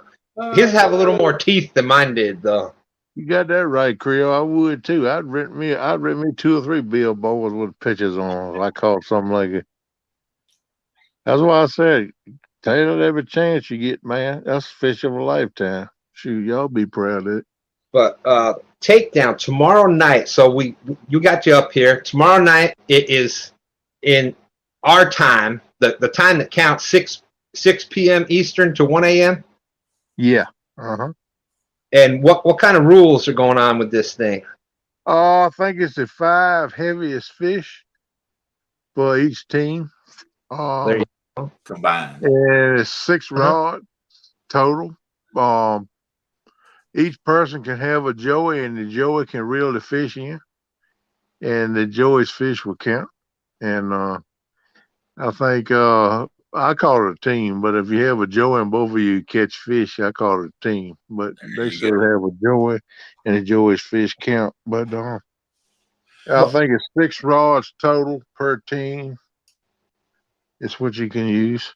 There you go. I was hoping it was 6 rods per person. That's what I was hoping for. But now, if you've got a rod limit, I'm a big fan of allowing, it's tough on the joey to sit there if you've got so many rods. Well, you're in a tournament. They obviously don't want to fish right there next to you and take away from your fish. So I think it's only fair. And if you're in a boat or even on the bank, it's a team effort. A lot of times you're moving the rod, the other person is moving the rods out of the way, and so I think that they should be able to fish and the fish count. Oh yeah, I do too. I mean, that's why everybody goes out there, is to fish and have fun. Yeah, if you got to sit there and watch somebody else catch all the fish, then you don't have fun. Of course, that's why I like it that they got it where the joeys can catch them too, because that's the way I like it. It's got 6 rods out there. What does it matter who reeled it in if there's 2 or 4 of you on the boat? You know what I'm saying? Exactly. That's right. 6 rods. So it doesn't. Now, it's a different story if you gained an advantage by, like, okay, it's only 3 rods and then somebody else on there is 6. Well, then that's right. That's a different story. But I totally agree. I think Creo's only using 1 rod tomorrow. Maybe he'll let you use the other 5 he don't use, Kenneth. Maybe he'll just leave his 1 rod in the boat and won't use none of them. Well, that's true. Yeah, he just sit up there and talk smack all night. Be all right with me. But he won't have nothing pretty as these right here, man. Look at that. I doubt pretty rods, man. That purple stands out, don't it? Danny Stone, each angler's allowed 6 rods. If he or she has a joey, the joey has to share the 6 rods of the angler. Exactly. Yeah. I say team. Yeah, I call it a team. I mean, you call it a joey, but if they can reel the fish in and the fish count, I just call it a team, because if my joey, which is going to be my daughter, me and my daughter's fishing together on our team, so she's going to be my joey. If she catch a fish, I'll be her joey. So that's the way I look at it. It's a team. So. And 9 times out of 10, when I'm fishing with somebody, I want them to catch the fish anyhow. So I'm happy with, being there. I like to, I'll get one every once in a while. Last year, I probably passed off at least 10 fish that were over 50 pounds. I'm like, no, go ahead. You get it. I want you to catch the fish. Well, that's what I do, especially when I'm fishing with my daughter. I mean, if a rod go down, I'm like, yeah, well, you get it. You gonna get it. Because I like to see her catch fish. I get just as much fun out of watching somebody else catch them as if I catch them. That's just way it is with me. I mean, I've been fishing for 50 years. I done caught my share of fish. If I don't know, God, catch he's more. old. Dang, Kenneth, you are old, ain't you? I started fishing when I was 8. I'm 58 years old. So I've Well, been you are. fishing for You 50 are. years. You're Yeah, 58. I'm almost as old as you are.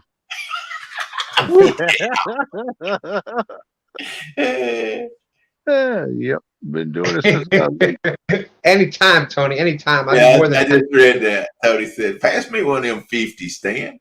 anytime. That 63. I think it was 63 that we caught with Dan and his girlfriend. We actually she did most of the fighting on it. It went off, and I'm like, "You get it, Dan." He's like, "No, you get it." So we're like, "Courtney, you want to get it?" She's like, "Will it be fun?" We're like, "Will it be fun?" It was on one of those little dock runner, or the one by Ugly Stick, the little 3-foot one. And man, so that was one that a 60-something pounder there. What a blast that was on that little rod, and she did a great job fighting that. I got me 2 of them little Whisker Seeker ice rods, and my goal is to catch me a 30 or 35 pounder on that joke. Yep. Hey, we got a 1v1 going to come up. I just got to get it all put together where Woody and Russ going to fish out of the same boat, and I've got them pocket fishermen's. Oh man, I didn't even know any of them still was around, man. Yeah. Well, I've got 2 of them, but they're going to have to fish. We're going to have them fishing for catfish with the pocket fisherman Ronco. That would be a blast. I like to see that. Yeah, I already had them. I put a video out about a month ago. Once again, you can go watch this on Trophy 69 where we did a 1v1 catching bluegill on them. I don't know that, man. Well, and I definitely think Creole said he gonna be fishing with his son Gabe. That's good, but I heard you were, and that's good, man. I love to see, just like I'm fishing with my daughter, the next generation coming into the scene and fishing with us. That makes it all worthwhile, my man. I'm glad to see that. Yeah, man. You talk about we had obviously had the S word fish with us, and then Creole and Gabe had that monster that they fought for. Speaking of 1v1s, at the end of that 1v1, and fought it for, good Lord, a couple hours, I thought, but bull shark. Who knows? And it just that was something else. Watching Gabe fight that fish that long. I mean, everybody was just on the edge of the seat with that one. That was a great one. Yeah, that's all. I'm glad when I heard Creole was going to have Gabe with him, I said, all right. I'm glad to hear that. I just need to know, are they going to be bumping for fish or bumping heads?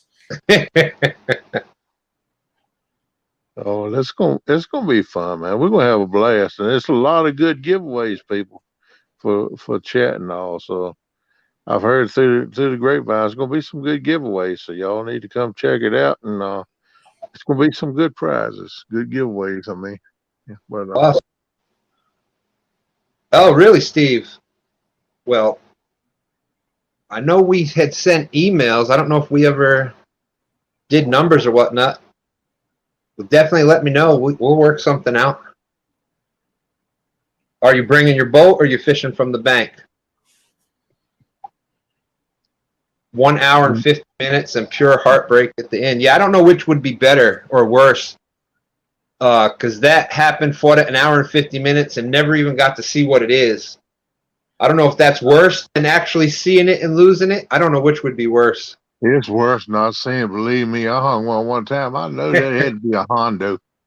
I never could turn that fish. That joker, he bit and he went downtown, and I done tightened my drag down tight as I could tighten it. He just stripped my line off and broke it like it was sewing thread. And I just put it, just had spooled it up that morning before that.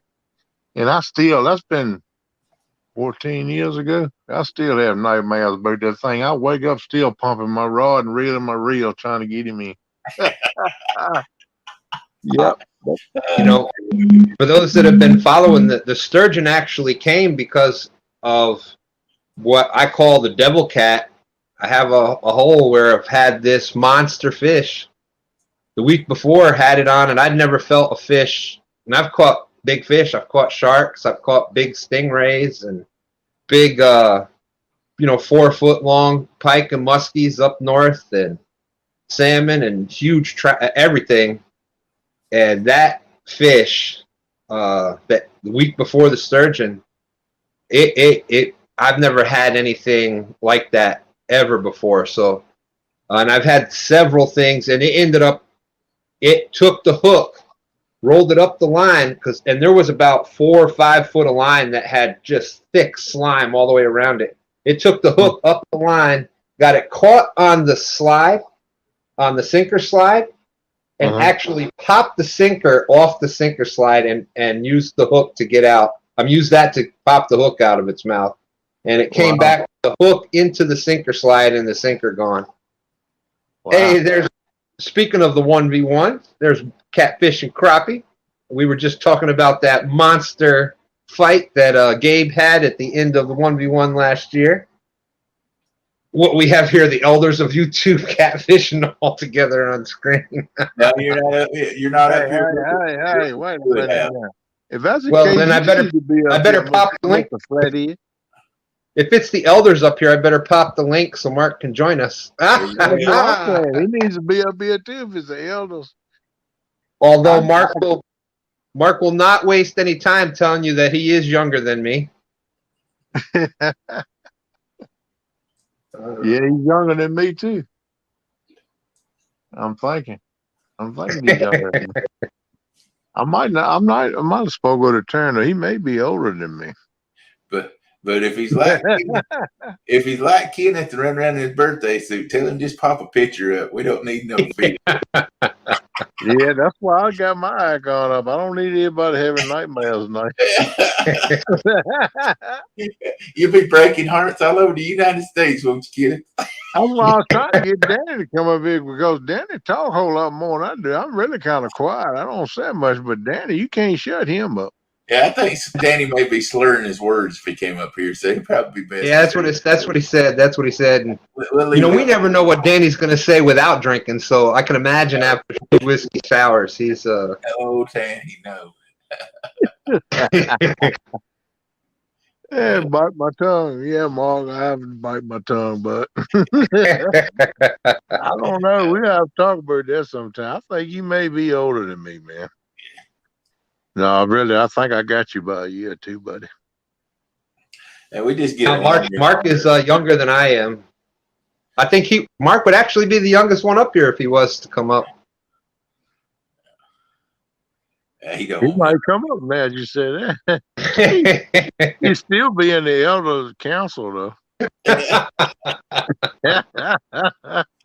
Yeah, that's like arguing which is older, the dirt or the Yeah. Everybody's gonna need canceling after they get through with this show tonight. Once you get past a certain age, like you don't even remember your birthdays coming up anymore. No, people ask me, said, they call me. I had my friends call me last year, wish me happy birthday. I said, why you do that? I said, I don't have no more. I quit having them. Yeah, you do. It's your birthday. Happy birthday. I said, thank you. Appreciate it. But remember, next year, I don't have no more.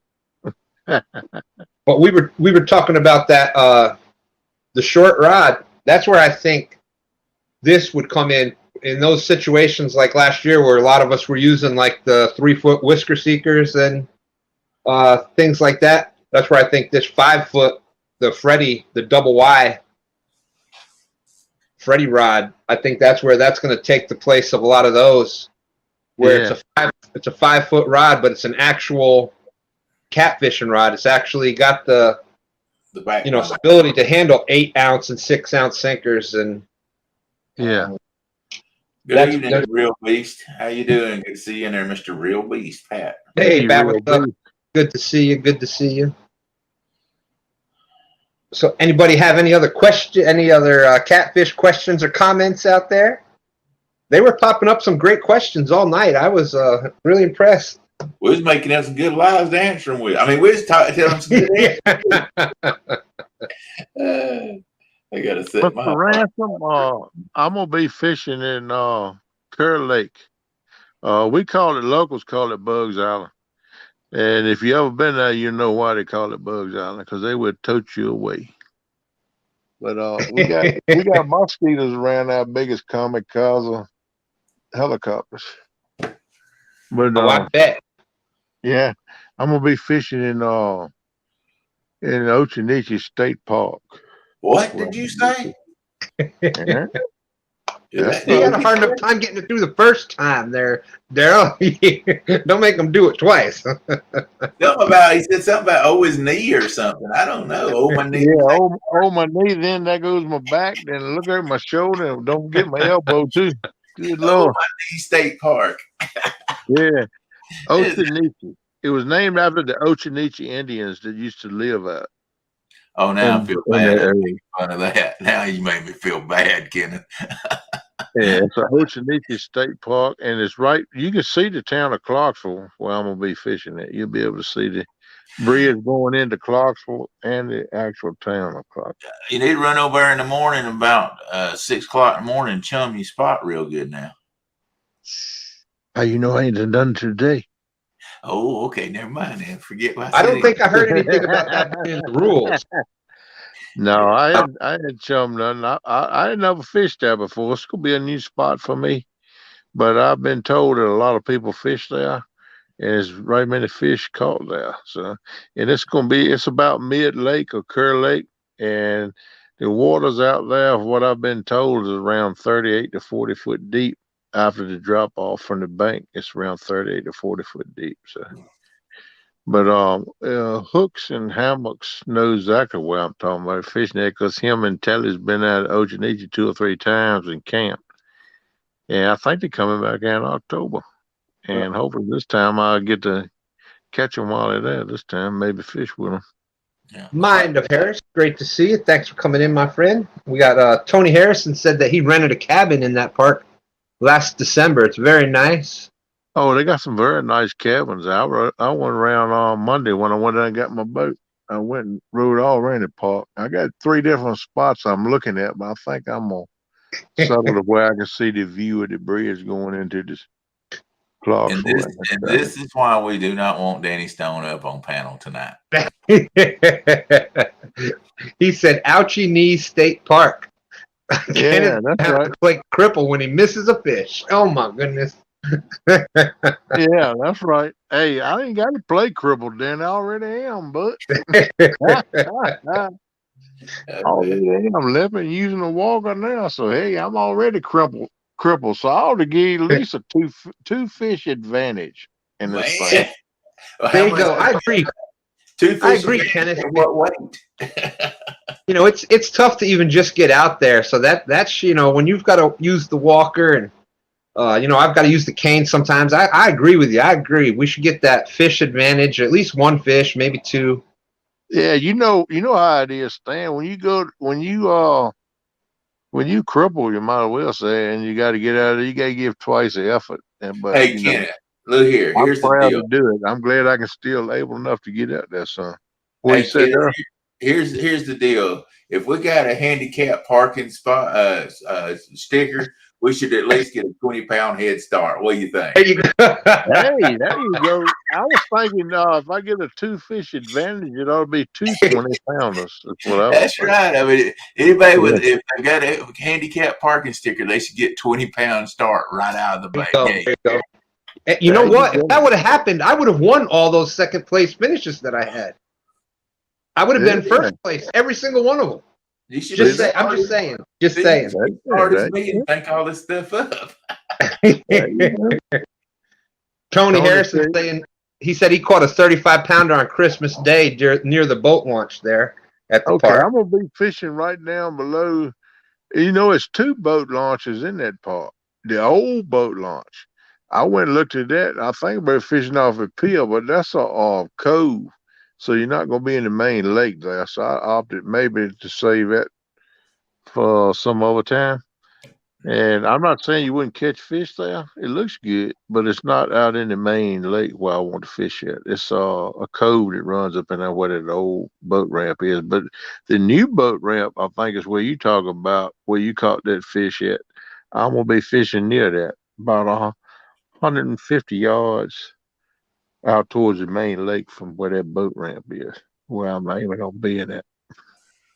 If nobody gets it, that's why I'm gonna leave early. If nobody gets it, because they say a lot of people fish there, so you know it's pretty good bank, right? Good ways out there. So I'm sure I'm gonna say, hey man, y'all doing good? But look here, elbow ring, man. Let me up in here. I got to sling a rod at you.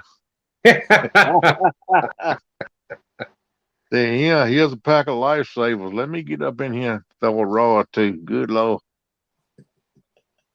That's No, I think wonderful. I'll What you find do, Kenneth, what you do is you go in there, you have a picture of a monster catfish that's been caught.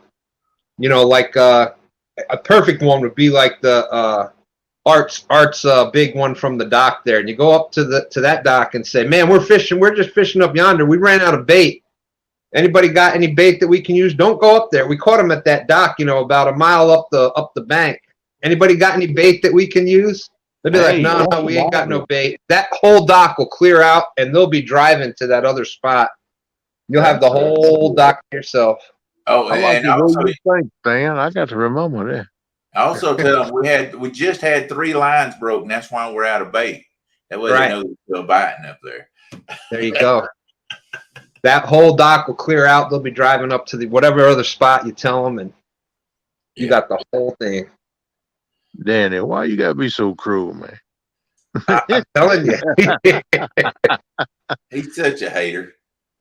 Yeah, you do. What I'm gonna do with him? Mark is saying he caught him a all-you-can-eat fish fry tonight. No wonder he ain't coming Man. up here. So bloated he can't talk. That's why he probably holding one eye open to see the screen to read the chat. He got a toothpick picking his teeth. Picking his teeth. Yeah. Creole had jumped out of here. He was saying, "Night, y'all. Early day tomorrow. He's going to host the butt whooping in the morning and then provide one at night." Yeah, I got to get out here myself. I'm going to be hosting that with him in the morning. I got to be up at 6:30 and it's 12.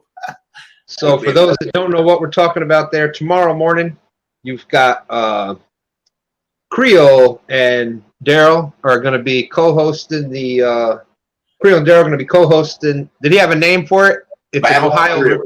Battle on the River on Muskrat Adventures channel. That's starting at 7 a.m. And then tomorrow night you've got. Do we have a name for tomorrow night? Is it Battle at the Hog Pen again? All I know is no, it's not gonna be on Hog Leg's channel. It's gonna be on Parker Pursuit's channel. Oh, all right. So there we go. Glad we got you up here. Be hosting it tomorrow night. So see if I can find it. Mark, Catfishing, Crappie, and Brian B is gonna be the ones that's doing the host.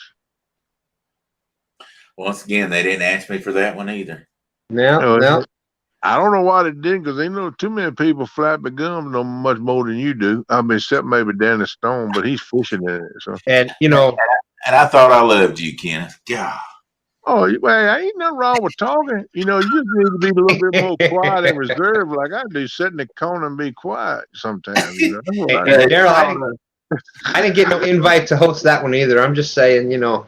Yeah, I know. I posted a few things in my YouTube life here. Well, look, y'all talking to the wrong man. That was between Parker and Boss Hole. Y'all have to talk to them two now. Yeah, but you're here, so we're blaming you, Kenneth. That's right. You got to blame. You know. Just don't turn the screen on to give us no bad mugging. Hey, I can tell it right on back to them two. Let them two handle it. I just tell it right on back and tell them.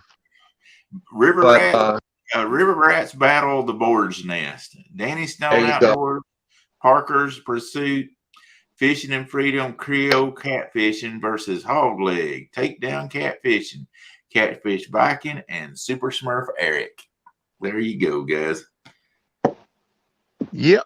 5 p.m. to 12. We changed up our team. We were supposed to have Jeremy Tournament Cats and Susquehanna Stan, but Hogleg changed it, but he couldn't get a hold of JTC. I don't know. We've been able to get a hold of him for the last week or so. I don't know if his wife's getting ready to have a baby. I don't know if that's what it is or what the deal is. But anyway, he changed the team up because he was afraid somebody might not show up or something because he couldn't get in touch with everybody. So. I understand that. Sometimes you just got to do what you got to do. Yeah. So I said, hey, boss, do what you got to do, man. Because he said, I might have to do. I said, hey, you the El Capitan. Whatever you said, go, man. Just, There you go. There do you go. what you say. As Anytime, long Pat, as let I me know. will. Let me know. But well, with that being said, looks like Daryl's got to get up in the morning. I Yep. had no plans at all of spending 4 hours up here, but we got up here Hey, and started that's what talking happens when you catfish. get together with Daryl. Daryl make you talk 2 or 3, 4, Well, 5 hours over what you naming on doing anyway. well, this was awesome. This was awesome. This was back old school. This is what we used to do every Friday night, sit here and hang out and talk Yeah. about catfish. And it's been a while since we've done that, so that was awesome. We Yeah, talked about a whole bunch of stuff from rods and rigs and different Well, tactics. I'm gonna tell you something about Mr. Darrell. I think a lot of you, Darrell. I met you in Tennessee at the meet and greet, and you my kind of people, but I think the You world too, of you, buddy. man.